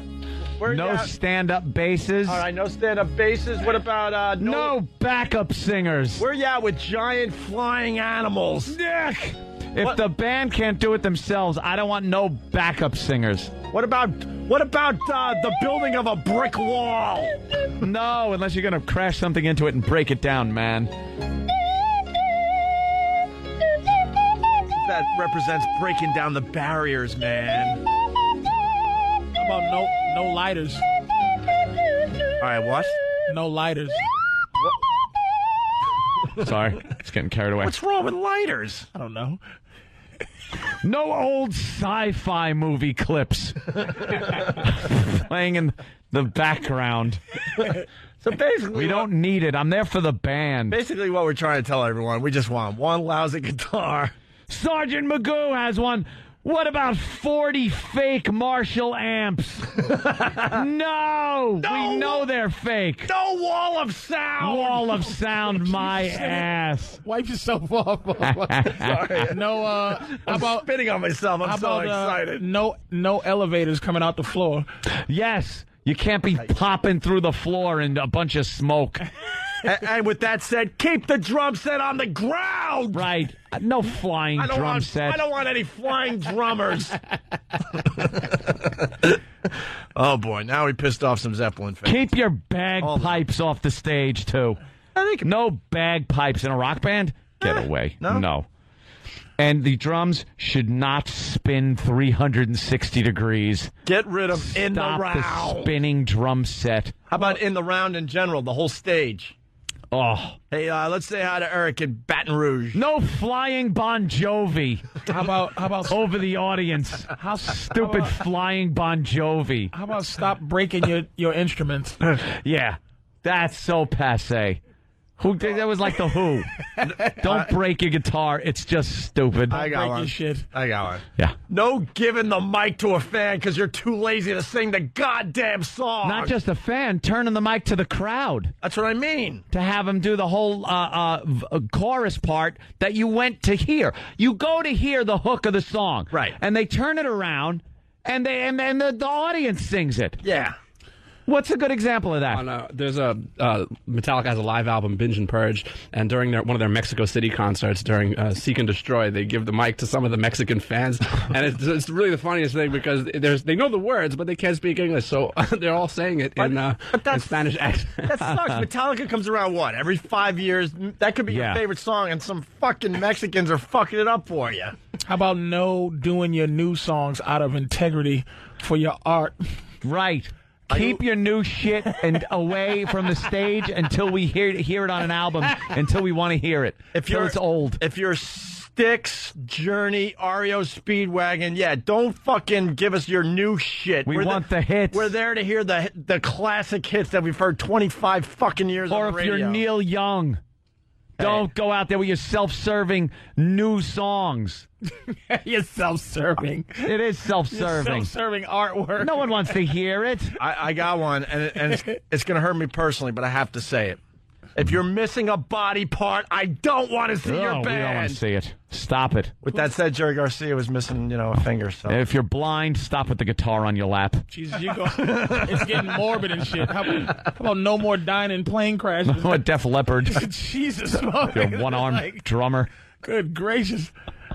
There's no more toes. Enough with the lasers. Hey, Fear from New York City, bravo. No stopping the music to do a clap-along. No more clap-alongs. They just ruin it. And Joe from Detroit, we said that one. No having the fans do your job for you. Fucking bands love that one. How about no more old white bitches sitting on shoulders? Where you at with glockenspiels? And I hate the glockenspiel. The glockenspiel. All right, we got to get into this Zeppelin's. This guy's mad at us. Eric in Baton Rouge, go ahead. What happened? Hey, fellas, love you, love the show. But what about Led Zeppelin? Aren't they the exception to your rule? I mean, they sing about hobbits. They got the drum solo with Moby Dick. I mean, where does that fall into it? You know what, Eric? I agree with you. So it's a new rule. Okay. Zeppelin can do whatever they want. Wow. That's it. Well, Zeppelin isn't around anymore. I know, but Zeppelin is the only band we're not talking. The only band we're not talking to. I don't know. They get a pass on all this shit. I don't think they do. Fucking Jimmy Page can play a fucking guitar with 8 necks if he wants to. What is this one? I don't even know this one. No more. How's everyone doing? I can't hear you. I said, how's everyone doing? You heard us the first time, douchebag. That's pretty funny. I hate that. Hey, how we doing tonight? Speaking of that one, I said, how we doing? I answered you. Speaking of that one, the second how we doing? No second how we doings. I got something to add to that. Yes. No yelling out of our city. We know you don't give a shit, and you don't even know what city you're in. And we know where we are. Right.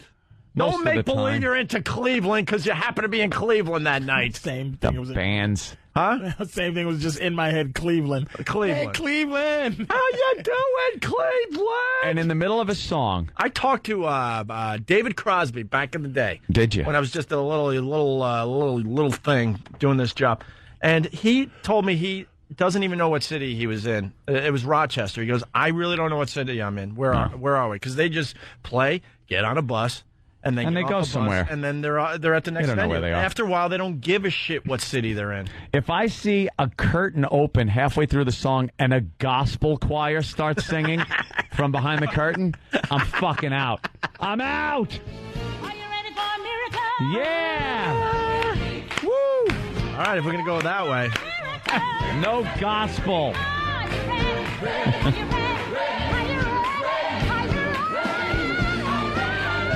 Yeah, am I ready? No, stop it. I don't want to. I don't mind this because this is gospel. I mind like if a rock band's playing and then the curtain opens up and Harlem's up there on some risers and all of a sudden they're singing gospel. I don't want to hear it. I don't want to hear it, Henry. I got one. One encore. That's all you get. I got one. What? No video montages to make us feel sad. I fucked You it don't up. like but the video montage? No, they're there to make you feel sad. I get it. There's problems in the world. We just play the fucking music. That is a coral. Oh, the montages. Oh, I get it. Yeah, we're all one in this world. And I want to get what I want. Sometimes you can't, but I want to get what I want. And I don't want to have to try sometime. Did you do the encore one? I got one with... Yes. Encores stink. One encore. And do it immediately. Don't make us wait.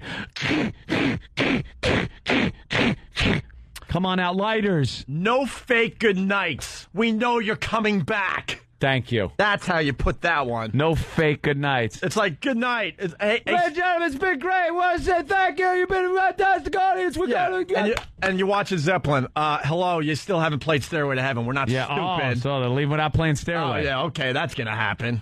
No fake good nights. How about no evil cartoon mascot characters on your album? This is going to be a little obscure, but something I learned back in the day. No fake encores, so you could get the fuck out of the venue so you're not stuck in traffic with the rest of us schmucks. Where they don't flip the lights on. I learned so you think someone's coming out again. I finally asked somebody about that. They're like, why did they keep the lights down and let everyone clap forever, and then the band never comes back? The reason they're running to their limos because they don't want to be stuck in the fucking traffic that you're going to be stuck on the way home. Oh, how about this? Once the lights go out before the concert even starts, no fucking roadies to the microphone. Because then everyone goes, yeah! Because they think the band's starting. No guitar techs! When they have to run out another guitar like it's the most important thing in the world. How about no opening acts? No opening acts. The band right away. Right. Is the crowd ready for the band right away? The second I get there, start. That's what I want. Like, have you ever seen a band open up for a big band and go, wow, these guys were enjoyable. I enjoyed them really good. Yeah, they were really. That's why I could leave now. I don't even want to see the band I came to see. I came to see this fucking opening band. Can I go for local bands that are listening, for small timers? Oh boy, we don't want to hear your own shit.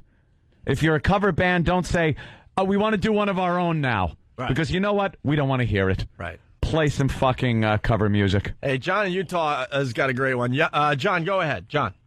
Hey, boys. Yeah, no more political beliefs, man. Just fucking do your job and rock me. Yeah, we don't want to know who you're voting for. Right. We just want to hear the hits. Yeah, fuck Bush. Right. You know, I gotta tell you, the president's done a pretty lousy job, man. Play your fucking song, douchebag. No political. Oh, man, am I with Steve from Whackbag, Steve G. No fucking zebra ever! Hey, and Scott. No guitarist and singer sharing a microphone. Stop it, back to back. That's gay. It's so gay. Might as well share a cock. How about when the lead singer's gone? Yeah. In the band. No new lead singer. Fuck, you're kind of nailing what Scott's going to say. Scott in Arkansas, go ahead. Hey, if you lose all the members of the band, you got to change the fucking name of the band. Yeah, there you go. And I hate to say it, I think if the lead singer changes, the name of the band has to change. Yes. And I know people will argue AC/DC and some other things, but in general, you have to change the name of your band. My hands on the floor, I'm forevermore. Zebra. Who's behind the door? Live Zebra. Yeah. I saw It's a live Zebra. I saw live Zebra with Randy. Here he goes. Is he another Randy Jackson? Yep. Here he goes. Tell me what you want. Tell me what you want. Tell me what you want. Oh, I missed that one. Tell me what you want. Yeah. No goofy choreography. I agree with you there, Broketown Bobby Is from this Massachusetts. band good or bad? Zebra? Zebra was our big hope. Zebra was the big hope for Long Island. That was For Long Island's big fucking hope. That was going to put Long I Island like on that the song. map. It had a final countdown feel to it. And then he goes, And this is so bad. You got to tell me. And we had tell a- me, we had a- tell me what you want. Tell me. We had to share Zebra with New Orleans. New Orleans, yeah. That was such crock of shit. That was the closest we came to having a real fucking band come from Long Island. And then we find out, well, they spend part of their time on Long Island. They're also from New Orleans. You know who else was one of Long Island's great hopes? Was the Good Rats.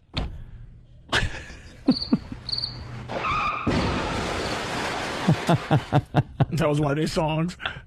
No, their song was Tasty. Dennis D. from Jersey. Zebra sucks cock. I just don't get it, dude. And now the big hope for Long Island, Yeah. Future 86. That's right. The Cablevision That's right. chick singer song. Don't mess with them. I don't get. It's sad that I don't get. Like, it's embarrassing. That's why I don't even say what I like, because you're like, I enjoyed that Zebra song just now, and it's like You like Zebra, right? It's all right. I enjoyed that song. Like that, it hit me like I enjoyed it. Like I like that little thing they were doing. That was live, too. Like Final Countdown. I just love that song. Final countdown. All right, we were going to end the bit, but the phones have exploded. Yes, I say that from time to time. Serge from Canada, what's up? Hey, how's it going? Hey. No more drummers doing stick twirls or tricks. Yes, stop it. Hold your sticks, play your drums. Stick twirls. twirls. And I'm actually- Well, let's and this throw it up in the air like so it's up in the lights. You're not fooling anyone. You're not as important as the the singer or the guitarist. So stop This is trying actually to coming bring this is attention to actually yourself. This is actually Sorry. coming from a drummer too. So just play Oh. the. Oh yeah, Drummer. this is XM. Play the fucking Drummer's the guy. Drummer's the guy that hangs out with musicians. How about the lead singer and whoever else singing to each other? Ugh. Yeah, creepy gay. You know what I'm saying? Like, Yeah. You know, blah blah blah, and another one blah, and they rock back and forth. Yeah. In each other's Ooh. face. And no guitarist singer note offs. Oh, very good. No, none of that. Shut up. None of that gay interaction between bandmates where, like, the guitarist is playing and the lead singer has to kind of move his hips like he's getting into He's it. dancing with Yuck. him. He'll put his arm around him Yeah. and, like, look at his guitar and go, yeah. And then feel his ball bag. How about No? the lead singer pretending to really be into the guitar solo? Yeah. And he's just like... He's playing air guitar, and he's he's just like making the faces and like, throwing his head yeah. back. Yeah. Don't ever do that. Oh. I don't know what this one is. I got to go to Joe in Vegas. Joe, what's up? Morning, I love you guys. Hey. Hang on. Oh, God, we missed one. No we'll do more it next. scatting. Yeah. Well, that was kind of scatting with the guitar, but I understand. All right. Where are you at with those voice box things? Oh, the talk box? The talk box. That was kind of cool with, you know. Wah, wah, wah, wah, wah.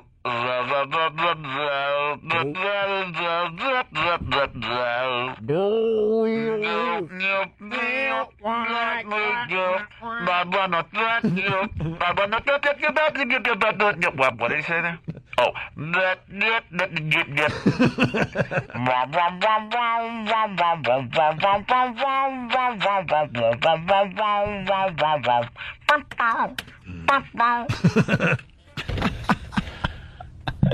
Oh, no, now, no talk box. Stop it. How about no more lead singers who have male pattern baldness?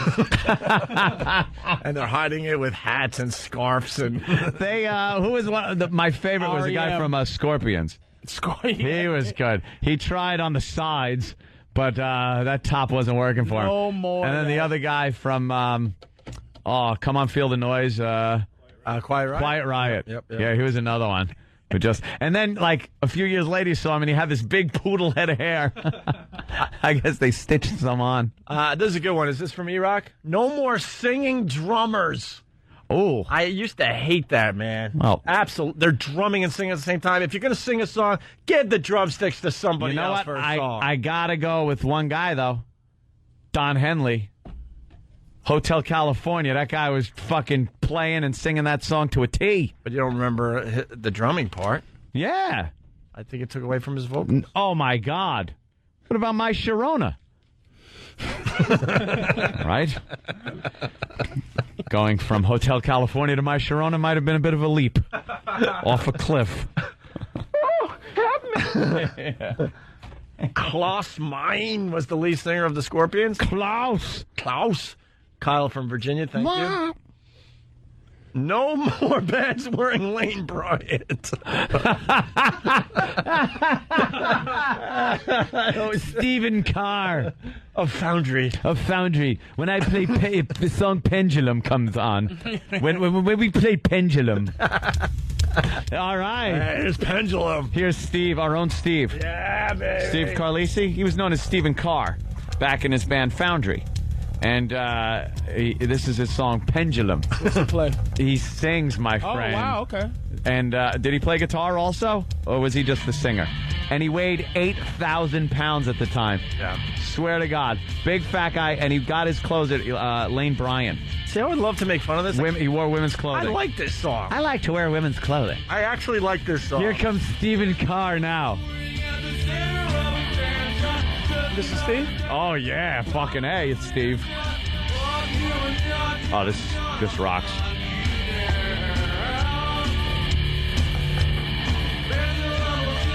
Come on. Wait for the chorus. You're going to shit your pants.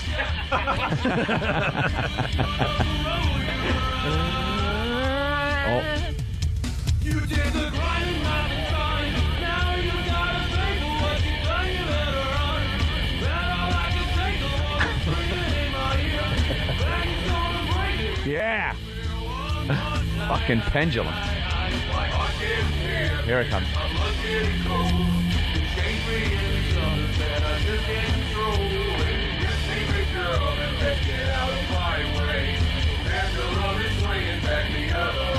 Cock me. Nothing but cock me. All right, very good. Now go home and get your fucking shine box. Kerry T from Jersey. No socks on cocks.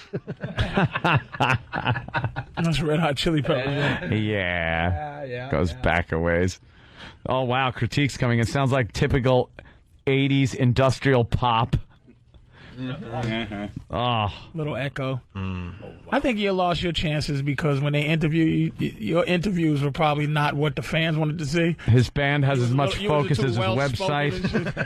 He was a little too well-spoken for like a rock lead guy, you know? Hey, where are we at with cowbells? Did we do cowbells? No, keep them out of fucking anything. But more cowbell. Industrial pop, old school Ministry.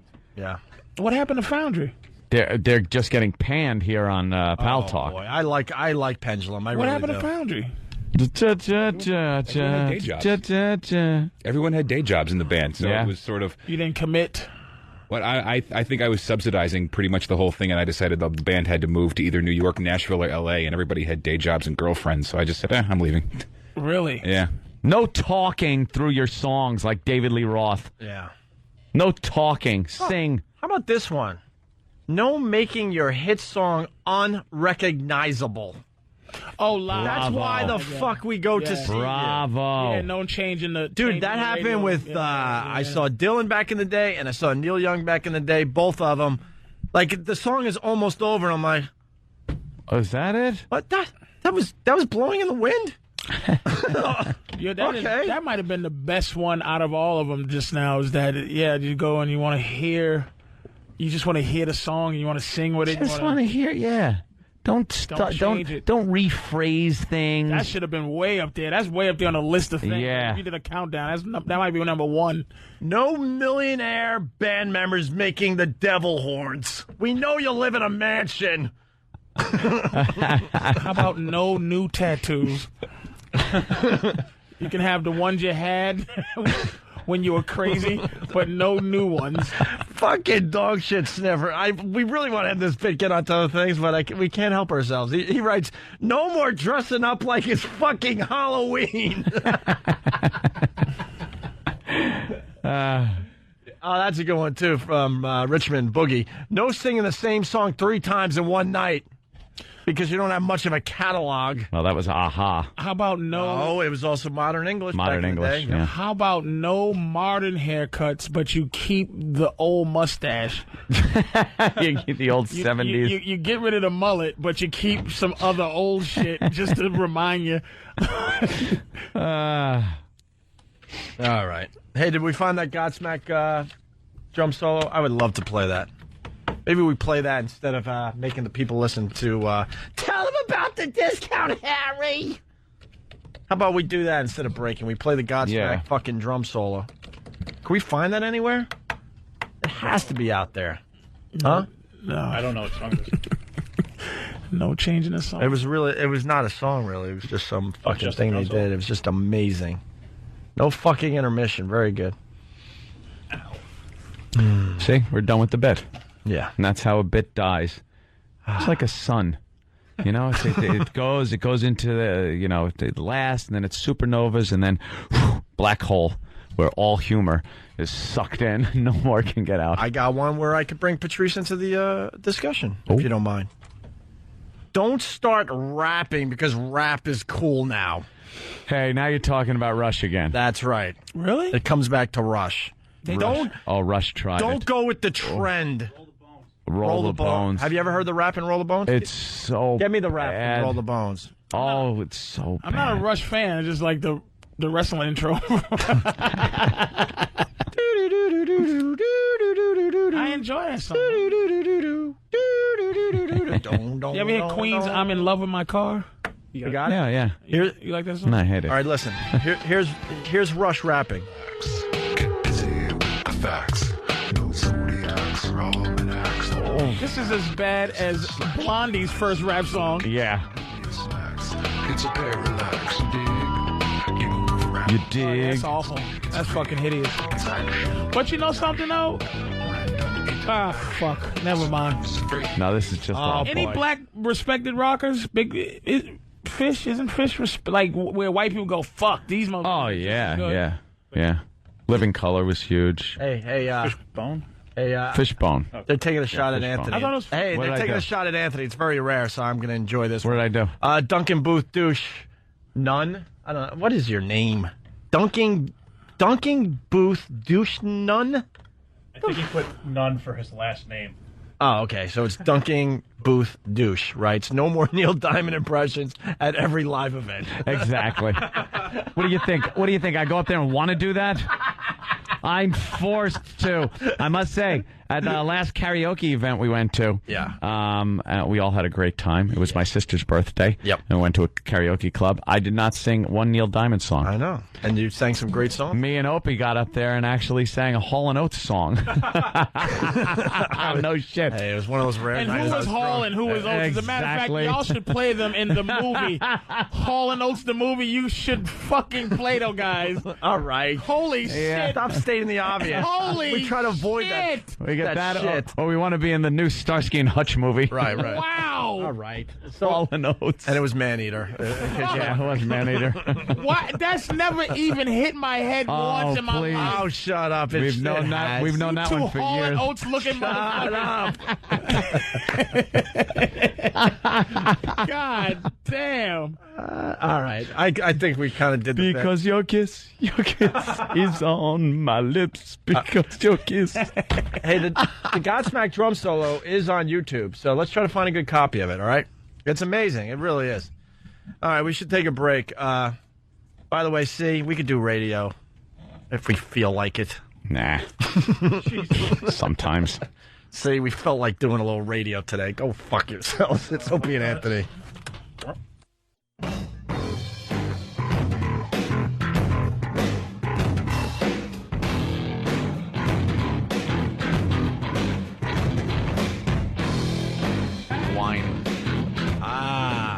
Yeah, just give Patrice a mic. Just do it from the couch there, Patrice. You're that damn good. Let me tell you something. You're that damn good. You just lay there, and then we'll put a mic right in front of your face. I couldn't do it. You couldn't do it that way? All right. It's Opie and Anthony. Patrice O'Neill helping us out today. Let's not forget, Jimmy Norton's going to be on Jimmy Kimmel tonight. I said Jimmy because Jimmy Kimmel. What an idiot. Jim Norton on Jimmy Kimmel tonight. Make sure you take a peek, okay? Yes. People want us to do the top country songs in America. I gotta start this break by saying I acknowledge that we had the gayest show ever yesterday. Yesterday, yeah. I acknowledge awful. it. I agree with everything I read about it. It was the gayest show ever, and we just have to stop. Yeah, well, we might all need gay rehab. I don't think we'll we do that have again. to get the gay out of this fucking show. Dude, we took it to a level yesterday. I was looking at the pictures. I was like, what was wrong with us yesterday? Horrid. What was wrong with us? I don't know. I think we were so desperate to get that contest to work and get it done. Did it end with slipped into the gay zone? Did it end with Jared having ball bags on his face? Did it really end with that? That's pretty much how. Yeah, that was the payoff. Balls on his nose. I am sorry to everybody listening. That was just wrong. So wrong. I'm looking at the pictures. I don't even think we should post the pictures. I think we should make believe this never happened. Really bad. Faggots. Yep. I'm not even going to argue the point. Show fucking Patrice. That's what happened yesterday. Spinning around for the guy. That's what happened yesterday. That guy's balls are out, and he's plunking them down on Jared's face. On Jared's nose. Something went wrong. Something went wrong. We got a bit off track. A bit? Just a tad. No, it wasn't Teabag Tuesday. Well, do we have time to do some of the country songs? We could do some other things. Danny's got some audio from the Toby Randolph show from Public Access. The hell's that? Or is it the Eddie Marshall show, I guess? The Eddie Marshall show, Toby. What does he do? Toby apparently was also the star of some early MTV segments. By me. Are you guys going to be watching America's Top Inventor tonight? You're a big fan of that show, huh? The finale? Really? Oh, it's tonight. I missed it. I don't watch You don't that. even... I thought I was anti-shows forever, but this show is... I tried getting into it the first season, and I was just like, this guy's just a kook. And it's fantastic, man. Yeah. It absolutely is one of the best shows I've seen. What's going to win? Some toilet device? Well, the finals is a guy, and everyone cried. In the finals, everyone was a crier. This is my dream. A black girl who invented a backless bra for big titty women, but then she backed off and made it for all women. And the idea of the show is you go to every city, like 5-6 cities, and every inventor comes to the and you get to choose, right? But they have to have a patent, so it can't be stolen. You know what I mean? Yeah. So it's George Foreman, your boy used to run the Philadelphia 76ers. Oh, yeah, Pat Croce. Yeah, okay. He's one of the judges. A girl that invented stockings, And then this, again, I don't know what happened, but now English people are America's judges. Yeah. And it's the same, what's this nonsense? This is awful. Fucking cocksucker. And he hates anything that has to do with making the toilet better. For some really? reason. If you come up with a better toilet thing, he'll tell you your mother sucks. You know what I mean? He's like, what's toilets are great and leave them alone. But people come with like smell goods or automatic cleaners, and he's like, go fuck yourself.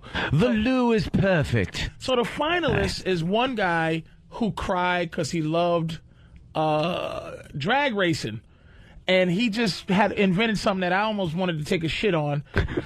Is he invented a thing that he drag races cars. He took two Matchbox cars and let them go, and one beats the other. And it stinks, but it went through, okay?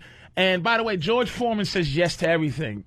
But he's my favorite judge. He's the happy. He's great, though, because he will say no if it sucks, but he goes, I would buy that. But everybody's rich. So they would buy anything. Why would I need something that I got someone to wipe my ass for me?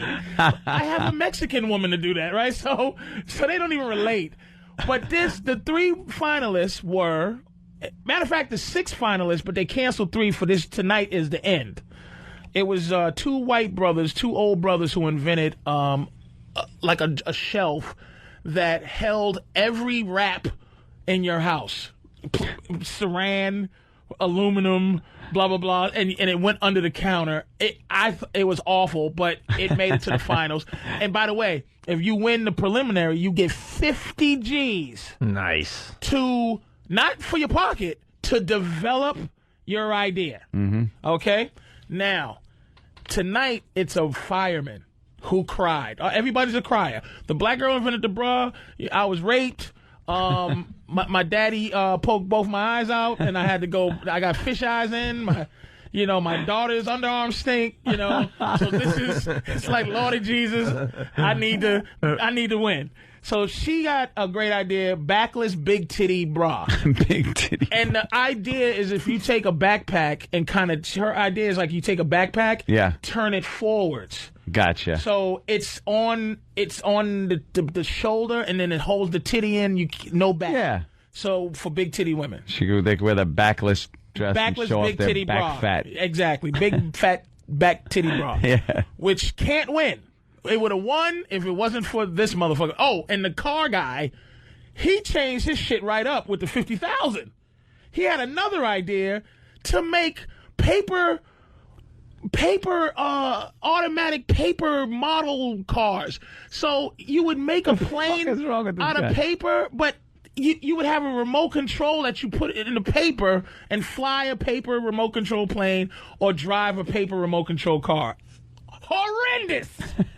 But he's in the fucking finals, and he's a crier. I always love paper planes. So, now you gotta watch this dumb show. Thanks. And the winner is, because I watch it, me and Bobby watch it on the phone like 2 faggots. Like, oh, Bobby must cry too. And like I go, what the fuck? Because one day I cursed the English guy out because this Spanish woman created gloves, washing gloves, with the scouring pad on the glove, shaped like the hand. So she just could get in there and... You know what pisses me off about that really fast? Why wasn't that invented before? That seems so fucking obvious. It fucking sucked. And you gotta have a patent. You gotta have a patent. And the thing that's all right about the show, kids come in, I invented, and the English guy goes, it stinks, you young piece of garbage. Beat it. American kids are dumb. So anyway, the fucking fireman, and I have to be honest with you, in the beginning, I hated this guy. Because of course, he cried, I just want to save children and Christmas trees burn up. 6.8 people get burned by a Christmas tree. And you're like, shut the fuck up, you crying fireman. That's why you're here, nigga. So he had a drawing. This is see, that's the thing. If you make something up that people touch your heart, they had a deaf woman that had a speaker jacket. And they put her through, to the semi. She goes, I want to be name of the people listening to music the way I do, and she just had a speaker jacket that just vibrated a little. Yeah, it just vibrated. You're like, like, oh, now I can feel. But her whole thing was like she wanted people who can hear so everybody had a tear. Of course. Fuck that. Anyway, the Christmas tree guy, the fireman, who can't lose. But I hated him in the beginning because it was just a drawing. It was an idea. He fucking and one of the other finalists, I forgot about it. One of the finalists was a couple who created an adapter for coffee machines to make an adapter for coffee machines to make tea. Because some tea... Wait a minute. Some tea has to be made in different temperatures. Like if you boil green tea water, it sucks. You're not going to get the right taste or something. This is for tea drinkers. Holy niche. And no kidding. And so if you press I'm making orange blossom on your thing, it'll temperature the right amount of temperature to make orange blossom tea and blah blah blah. That made it through to the fucking. They got 50,000 out of that. Can I jump in here again? And the bite claw. Don't forget the bite claw. Wait, guys. before you get to the bite. We're complicating things way too much. If now you need to make tea at different temperatures. Yeah, we have too much fucking time on our hands. But who the fuck came up with that? Do you know something? Back in the day, you threw a few twigs and dirt in a fucking. That's the mother of invention. Is laziness.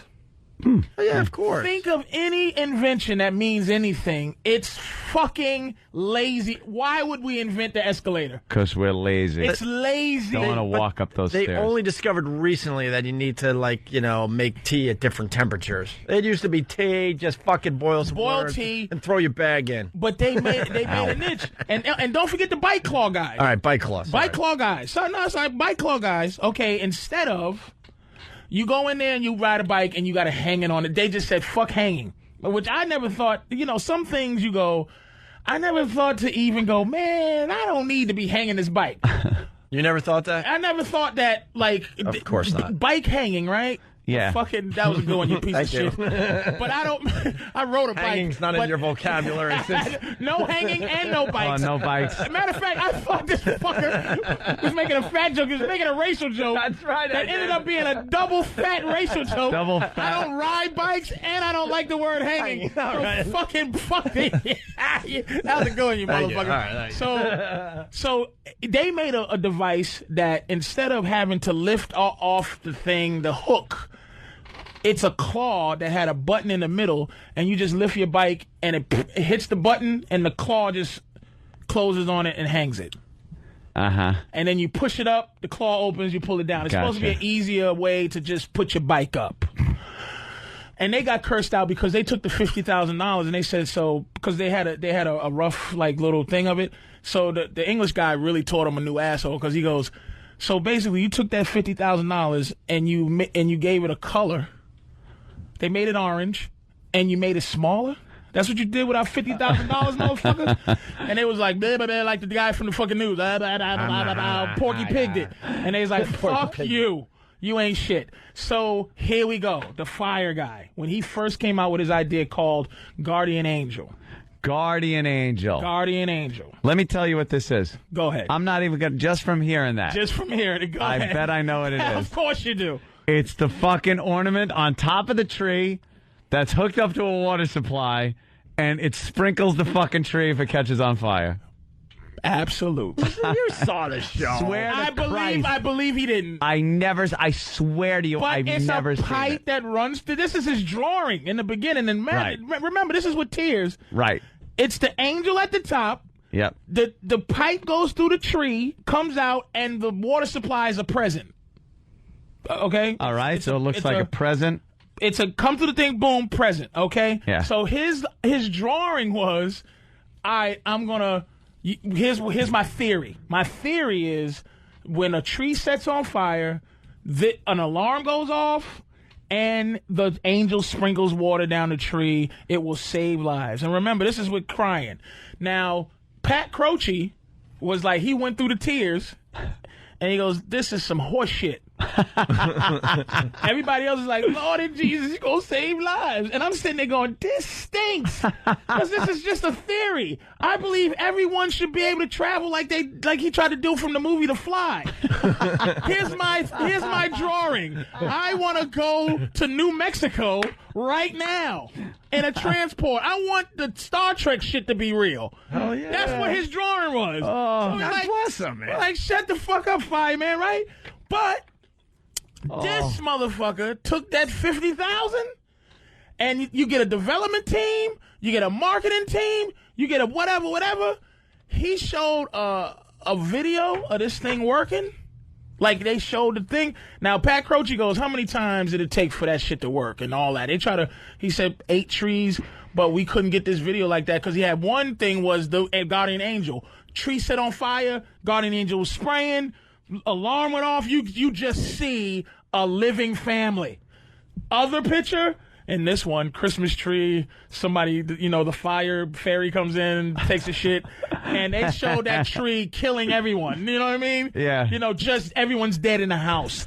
And his prototype with 50 G's worked. He can't lose. Wow, It fucking worked. And they were like, holy, it's so good that they have to fuck with him some kind of way. The only thing they can possibly do is question the reliability of this thing saving your life. That if it's going to work every time, and yeah. But it can't lose, dude. It went from, I was like, this is bullshit. I watched it work, and you go, you can't vote against it. Because last year's winner was, Bobby told me, it was a kid seat. Anything with safety can't lose. It was a kid seat that it's in a round gyroscope ball, and the seat, instead of being strapped in the car, the seat twirls around in the ball. So if you have a car accident, instead of the fucking kid's neck snapping, he just gyroscopes. Oh shit! While the fucking family's dying, the kid is just like, "Yay! This is a fucking gyroscope spinning thing," and I'm feeling good about myself. He won last year. This year, the Angel can't lose. It can't lose. Guardian Angel. It's amazing, dude. Wow. And you sit there, and the investment that you have in the show is the fucking, you go, how can you say no to that, you motherfuckers? And then you get mad because you go, George Foreman, you piece of garbage. You didn't have nothing to do with the Foreman grill. Yeah. This English just slaps his name on it. Who's rich from, one of these guys who, he owns a yacht. He owns 27 houses. And you go, what's he do? I don't even fucking know. Daddy's a rich white boy. Great grandpappy's money. And the girl got it from stocking. She invented something with stockings. I don't know exactly what it is. But she ain't shit either. And Pat Croce's a fired GM. Motivational speaker. So I'm like, fuck you guys. That's the investment. Like, that's a great invention idea. And they're like, blah, blah, blah, blah, blah. It's not cheesy because it's so. I gotta watch the show now. It's so fucking. It's you're invested. If you're into like the guy that sells Orange Glow, and if you're into late night bullshit, infomercials. Dude, this show, it's a fucking great show. I'll watch those stupid infomercials for hours on end. They got that dumb one that's on now where it's some guy showing how fast you could chop shit up. Just 1, 2, 3. And in 3 seconds, you have salsa. And it's like, no, you got to take the shit out of the fridge. You got to put it in there. You got to chop it up. Maybe it takes 3 seconds to chop it up. Then you got to put it in something. You got to get the chips. You got to get 3 seconds. You have guacamole. Guacamole. You fucking idiot. And he's sitting in front of a bunch of people. One old bag is smoking. They're all obviously actors that can't do it right. But what if I'm having a lot of people over? Well, then we have the expansion unit. You can make all the guacamole you want. Oof. Dude, we've been sitting on this for a long time. Home Shopping Network, moments gone wrong. Look at how we do things. We seg right into shit. Seg right into the dudes getting chopped up with knives. Fucking Patrice, I'm going to watch that show now. I need a show to watch. Well, obviously this is the season finale, but I need to watch a show. The only one I look forward to now is Rescue Me. That's it right now. I heard that was great. I just never. Rescue Me rocks. I heard it was a great show. Absolutely. Home Shopping Network moments gone wrong. It's all about Lost. You got Stars Network? I got everyone, yeah. Every single channel possible. Watch Bronx Bunny. Bronx Bunny? On Stars. What is that? Just watch Bronx Bunny.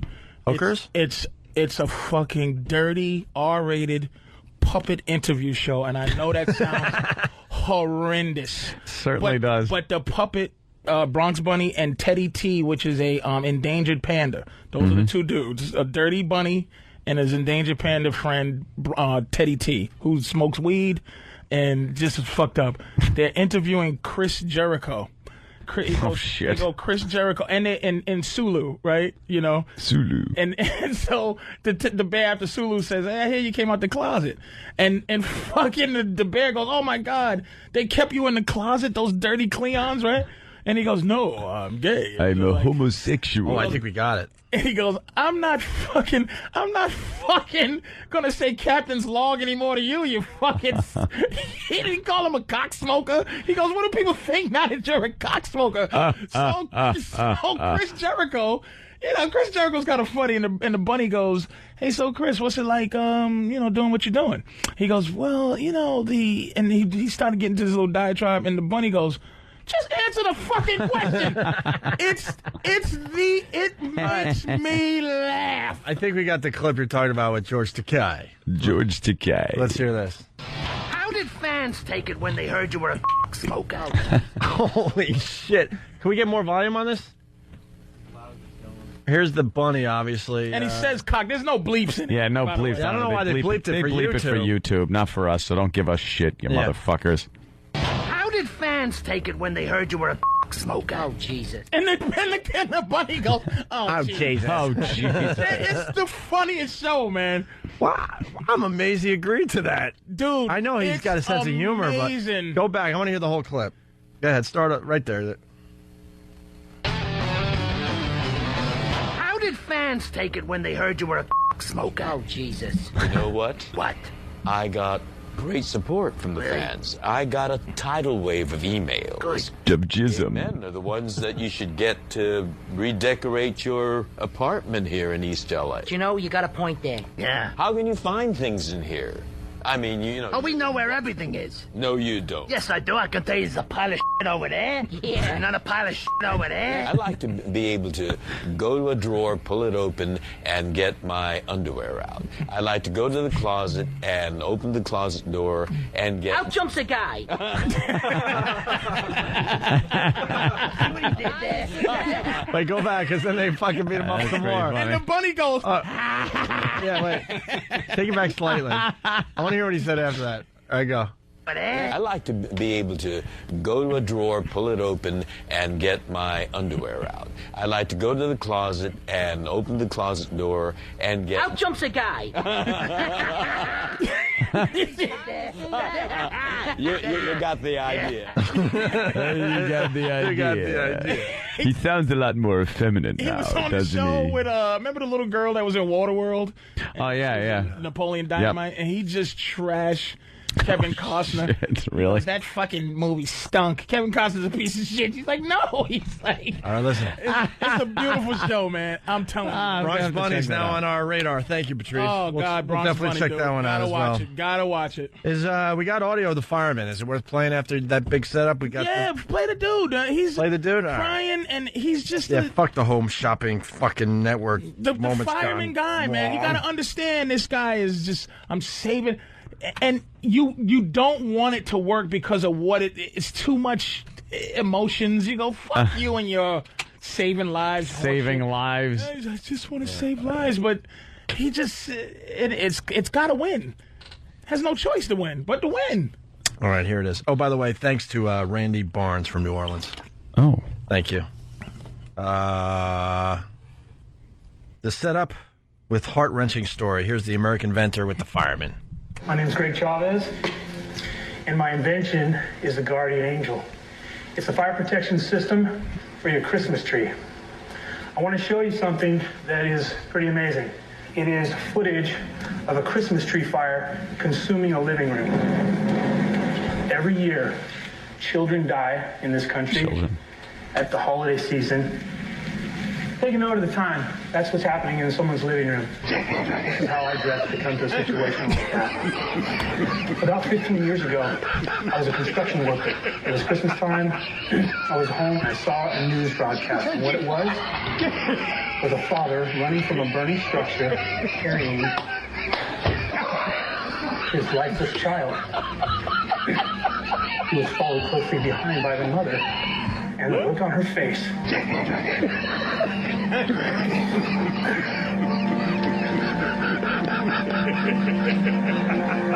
I created Guardian Angel.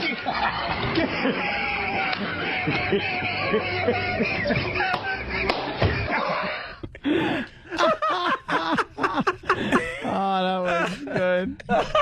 Oh, that really worked well. Fucking laugh. I can't get enough of it.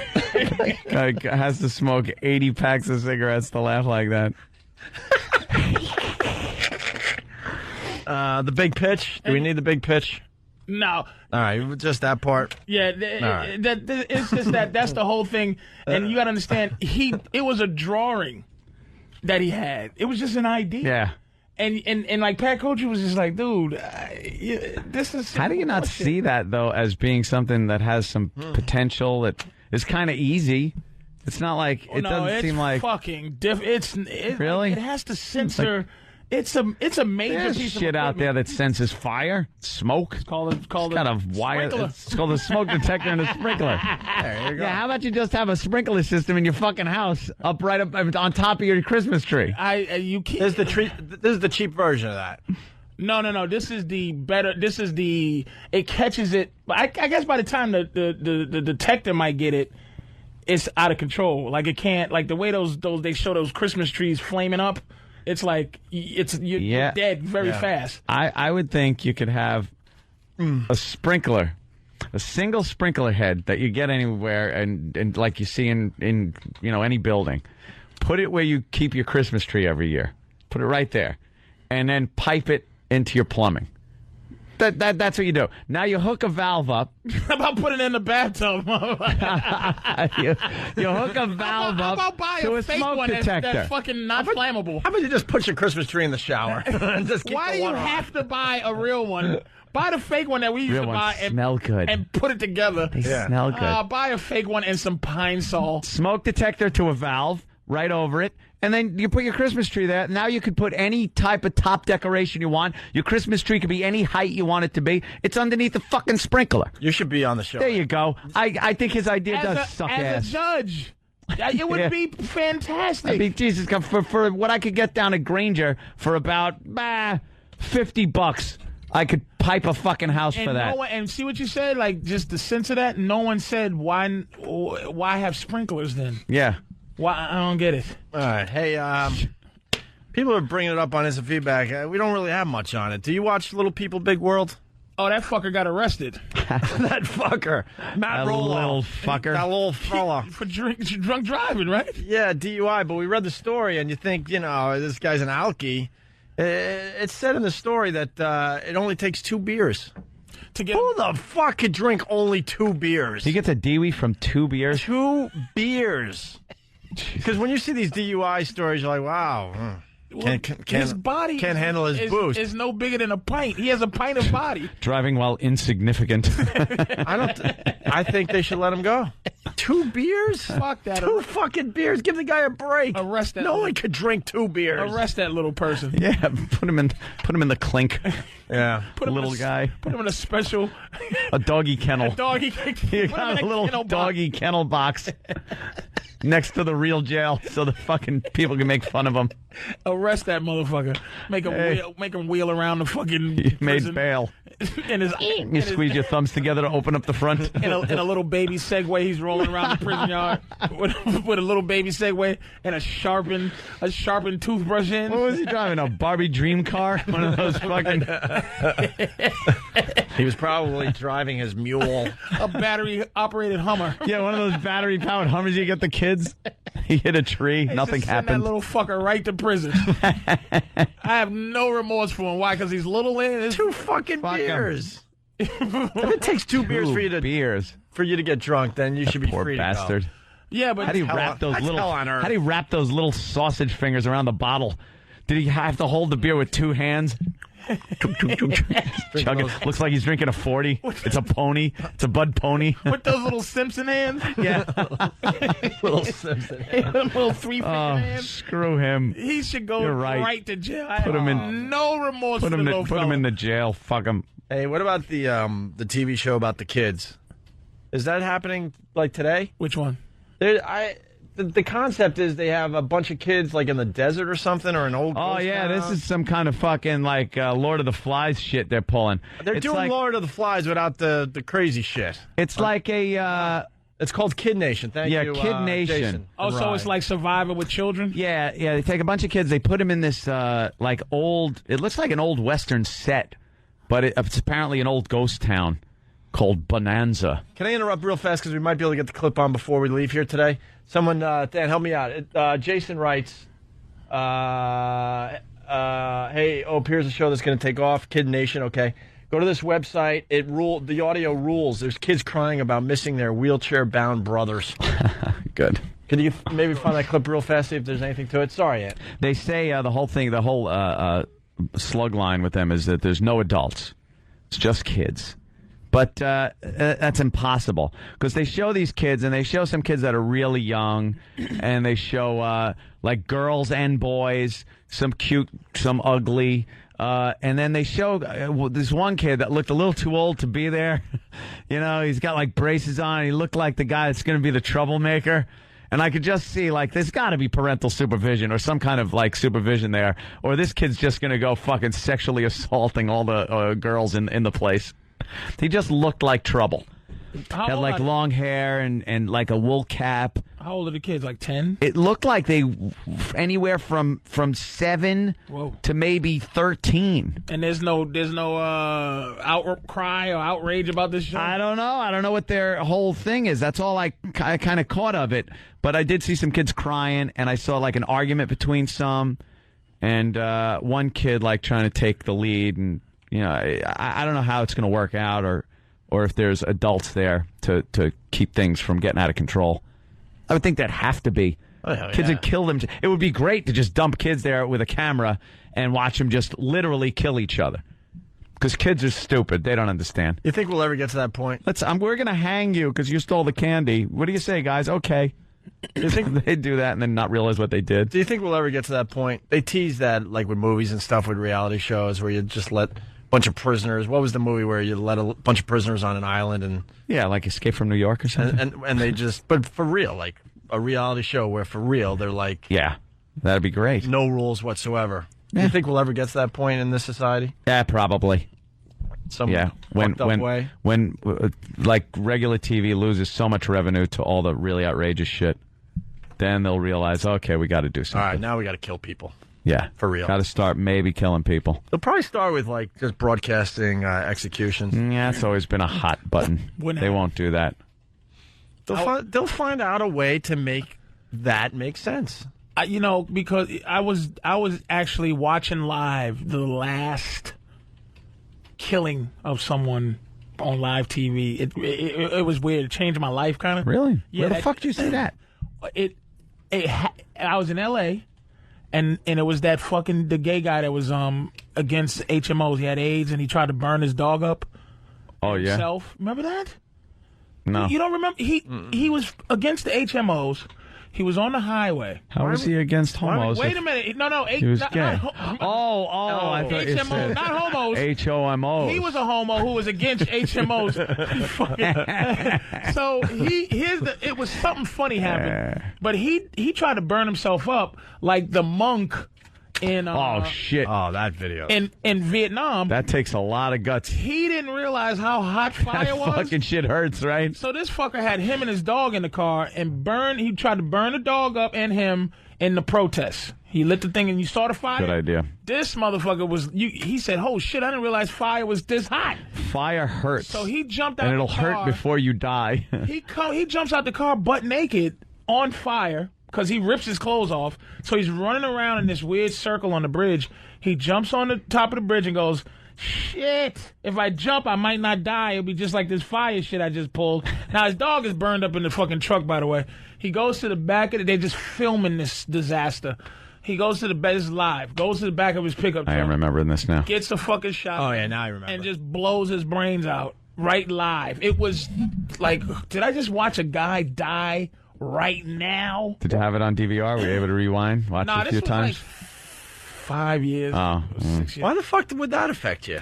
Because it was like, he was living, it happened exactly when I was alive. Like, just watching someone's you're watching life the moment, expire then it fucked me up a little bit. Like, you know, just they'll do shit like that though. And I think reality programming with dead people, the first thing they'll do is some kind of a story where they have somebody maybe terminally ill, only has a little time left. You get to know the family. They do it like that, and then they'll have like them in the hospital when the person dies, and that will be your first thing where you're there and the person's dead. Did you see that Stone Cold life, Steve Austin dead. movie? I didn't see it, but No. the idea of that is 10 people on death row fight to the end. And then that's what I was referring to. Well, that'd be very great. vaguely, obviously. That'd be cool. That's what I was referring to. And they as just, far as you reality know, shows go.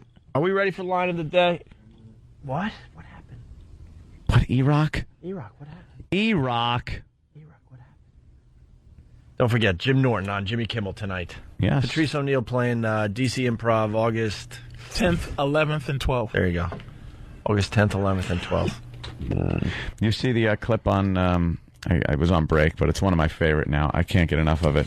It's two of these animals in the Middle East, and they're setting up some kind of bazooka rig or something. It's two guys, and they put the barrel on, and they're both holding it down.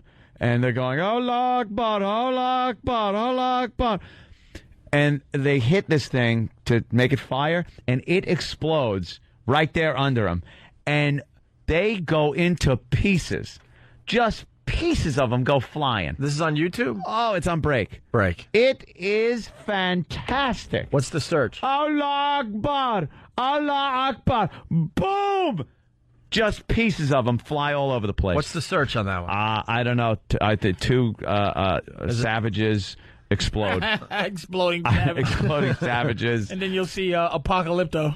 Exploding. Don't give me that exploding whale shit again. No. Did you see Apocalypto? No, I haven't seen that one yet. Have you seen Apocalypto? It's on my on demand. I will watch way more movies than I Did you do. find it, E-Rock? Failed missile launch? This might be it. Javelin? No, that's Javelin. That ain't it. That's boring. Get the goddamn, I think it was Al-Qaeda or Taliban, maybe. How about bazooka explodes in face? I know. Taliban, missile. They're really simple on YouTube. It might be under two savages fuck up bazookas firing. Trying to launch a might rocket. Be it. How does this not get might 5 be it. stars, by the way? Of course it should. It gets 3 out of 5 stars? What problem No, could that ain't it either. Oh, that's why. Jesus Christ. All right. The fuck? Me over there. Jesus. Let me take a look. Steve gave... Oh, he did? All right. Here we go. Let me see. Let's sling this fucking mic around. All right. Let me tell... No, that's the same one. Oh, Steve. Stupid Steve. Scroll down. God damn it. No. Missile. Two savages fuck up. I know. I wish I knew what the friggin' name was. Dirty Arabs fuck up, and it's like 10 million videos. Al-Qaeda. Dude. You don't know how to spell Al-Qaeda. When all else fails, go to Pal Talk. Someone must have it by now. Come on, you fuckers. What's the... Where is it? Exploding Savages. What's the Because these guys are so into it, and you know how they chant, Allah Akbar? Like, they're so into it, and then they're just gone. They were standing there, and then they're vaporized completely. And then the 78 versions or whatever. Yeah. And they're like, yo, look. And the guy doesn't even when shit happens here and someone's videotaping it and something horrible happens, they move the camera. Like, you never see the result. This guy just kept filming the pieces of them. Because he's probably saying, hey, that's what we do. Yeah, that's our gig. That's how we do it, baby. You don't know how to spell Al-Qaeda? Oh, boy. We'll die for practice. Yeah. No, that ain't it. Oh, boy. Jesus H. Christ. Taliban fails to launch rocket. We got that one? All right. One that people keep showing. Yeah. That's the stupid one. Oh, okay. You gotta get sorry. the one where they explode. I'm sorry. We're not going anywhere until Taliban we find explodes. Just put explode. How about put their words, 2 squiggly lines, a dot. How about goes boom? A fucking, looks like a W. No, boom ain't gonna work. Taliban. Fuck Taliban. Put Al-Qaeda. Figure it out. Q. A moon with a star in it. There's no U after Al-Qaeda. Oh, Q. Not in their savage language. Put in Rich Voss. Put first you're here and now you're not. That's a bomb. That was a good bombing joke. Come on. Rich Voss. Actually, something comes up. They haven't given you the link yet? No. Oh, boy. Anthony, you made that shit up. I swear I didn't. That was in your dream. Put launch, missile launch. No. Thanks for Put missile launch. Right, that one. Keep going. Keep going. That's it. That's it? Fuck you. Fuck you. This is annoying me. He didn't see nothing. No. Anthony has dementia. No, I saw it. Rocket. Rocket. No. Put rocket explode. Put rocket. Neil Armstrong comes up. Mentos rocket to the face? Oh. Of course not. Enough You with the sons Mentos of videos. bitches. Come on, let's go. Failed missile launch? No, right? Toilet exploding? Al-Qaeda. They just spelt it on Pal Talk. All right, how do you spell Al-Qaeda? Yeah, that's... Go back. Oh, okay. All right, let's go. A-L-Q-U-A. Come on. Yay. All right, let's try that. Oh, Q-U-A. Al-Qaeda. How about Boomy Pow Pow? Try that. I think that comes up. I am so fucking pissed you can't find this you were lying fucking in the thing. first place? Why did you No, lie to it's us? great. Put in Acme Explosives. No, it won't work. Put in Stewie from the Family Guy. No, don't put in Acme Explosives. It ain't gonna work. Put in the Roadrunner. Acme Explosive. Anthony, what is this fiasco? It's a total fiasco. Terrorist. Oh, that might work. Damn it. Put in Yosemite Sam. No. Ooh, you're varmint. Right, come on. Now I gotta go back to the ship and get another match. Son of a bitch. Yeah. Nah, go fuck yourself. Put in a picture of Batman with the words kaboom over the punch. He just. I bet I find it in a second. Then you'll be sorry. Then you'll all be sorry. Well, we need look to for know. your lies. Yeah, we need to see it now. All right, let's do a runner-up line of the day. You think you could do that, E-Rock? All right. Here's your runner-up line of the day. Go. Oh, great. It's not playing. Yeah. Nah, what happened? It's not playing, or are you not playing? Oh. La-di-di-di-dum. Ant's trying to find that. No. Is it playing or what? That ain't it. Who sent that link? What? You know, What? people What? that start sending links of the fake fucking sniper thing. That ain't really a sniper. No. I'll keep trying other people's links, but they might have removed it. No. That ain't it either, dumbass. You're taking a gamble sending me links. It's everyone that's wrong. I'm going to ban you. Well, the stupid sniper footage that ain't really a sniper. It's some guy hunting fucking groundhogs. what's not playing? Runner-up line of the day is not playing? Damn it. Who had runner-up line of the day? Anthony. It doesn't matter. Damn. Hey. Try meatspin.com.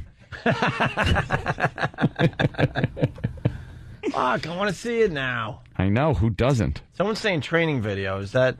It can't be that easy. Failed missile launch. That ain't it either, you dunce. Augrish.com, remember Augrish? Oh, yeah. Oh, yeah. They That's changed it to something called Live Leak. If you go to Augrish, it'll come up Live Leak, and they have the same kind of videos. It might be on there. Yeah. That same type of shit. You can give it a shot. I am really mad. I'll find this in a second. Put in Lemon Party. Yeah, Lemon Party. No? Yeah, put in lemon party. All Let's see right, what I'll happens. put in lemon party. All right, put in lemon party. Ah, there it is. There's a lot of blowing going on in that video. Chechen terrorist. Dude, what about lemon party? C-H-E. There it is. There's a lot of blowing going on. All right, you ready? What? C-H-E-C-H-E-N. Chechen terrorists. See, you blamed it on fucking Arabs, and it was They're just... still animals. They're still Muslim, crazed animal, ready to kill people. Thanks. Russians. Yeah, all right, you see it? No. Are you shitting me? Yeah. Out of... All right, go to vidmax.com. Yeah, VidMax is a good one. That'll have it. Yep. Look at okay. Here it is. And All right. and then put that in the search. Oh, that had to hurt. Wait, I haven't seen it. Oh, they just come apart. They just vaporized. Oh, I want to see it. You put Chechen in the... Really? Go to vidmax.com? That's where it is? Yeah. Type Chechen in the search. And then Chechen? Chechen terrorists prepare to blow themselves, blah, blah, blah. All right, there it is. Hit that one. All right. Uh-huh. Now get the sound up. Jesus, they're gone. Yeah, they just disappear. Here we go.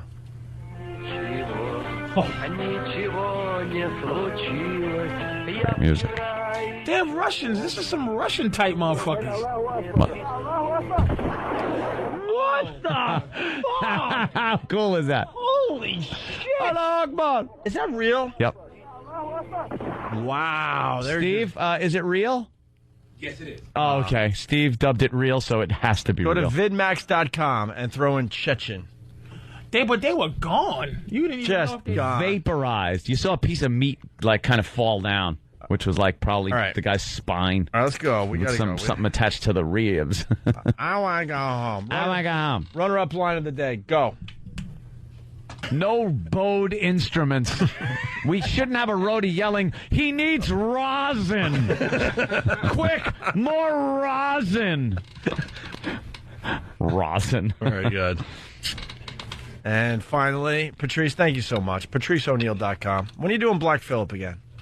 We working that out. Uh-oh. You're on to us finally? You need money?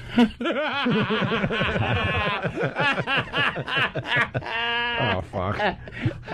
Oh, shit. I knew this day would come. He wants cash. Fuck. That's so fucked up. Hey, dude, don't blame me. There's no one working at XM anymore. We don't hear from nobody. Until this merger goes through, no one even knows if they have jobs down there. And that's the truth. We don't hear from anybody. So you guys are doing almost like a pirate radio show right now? Yeah, no one I pays attention. swear to you. Fledgling show. At this point, we could come on, the exclusive XM part, do 15 minutes, go home. No one is going to question it. No one. It is bad right now. Are you sure it's on? I That's a good question. Are we even on the air? Did somebody call just to make sure it's on? I mean, we joke about it, but it's a weird time right now until this merger either goes through or doesn't go through. It's just everyone's kind of just in a... Is it just been us three and a couple? don't know. Is this just a room full of talking people ourselves. It's just kind of a standstill right now. That's the feeling I get. I'm sure there's people working hard down there, but I don't really... It's weird. It's a weird time right now. Yeah. Oof. All right, here's your line of the day. Here comes the line of the day, line of the day.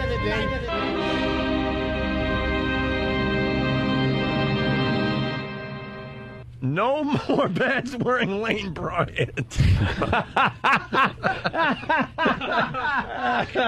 Stephen Carr of Foundry.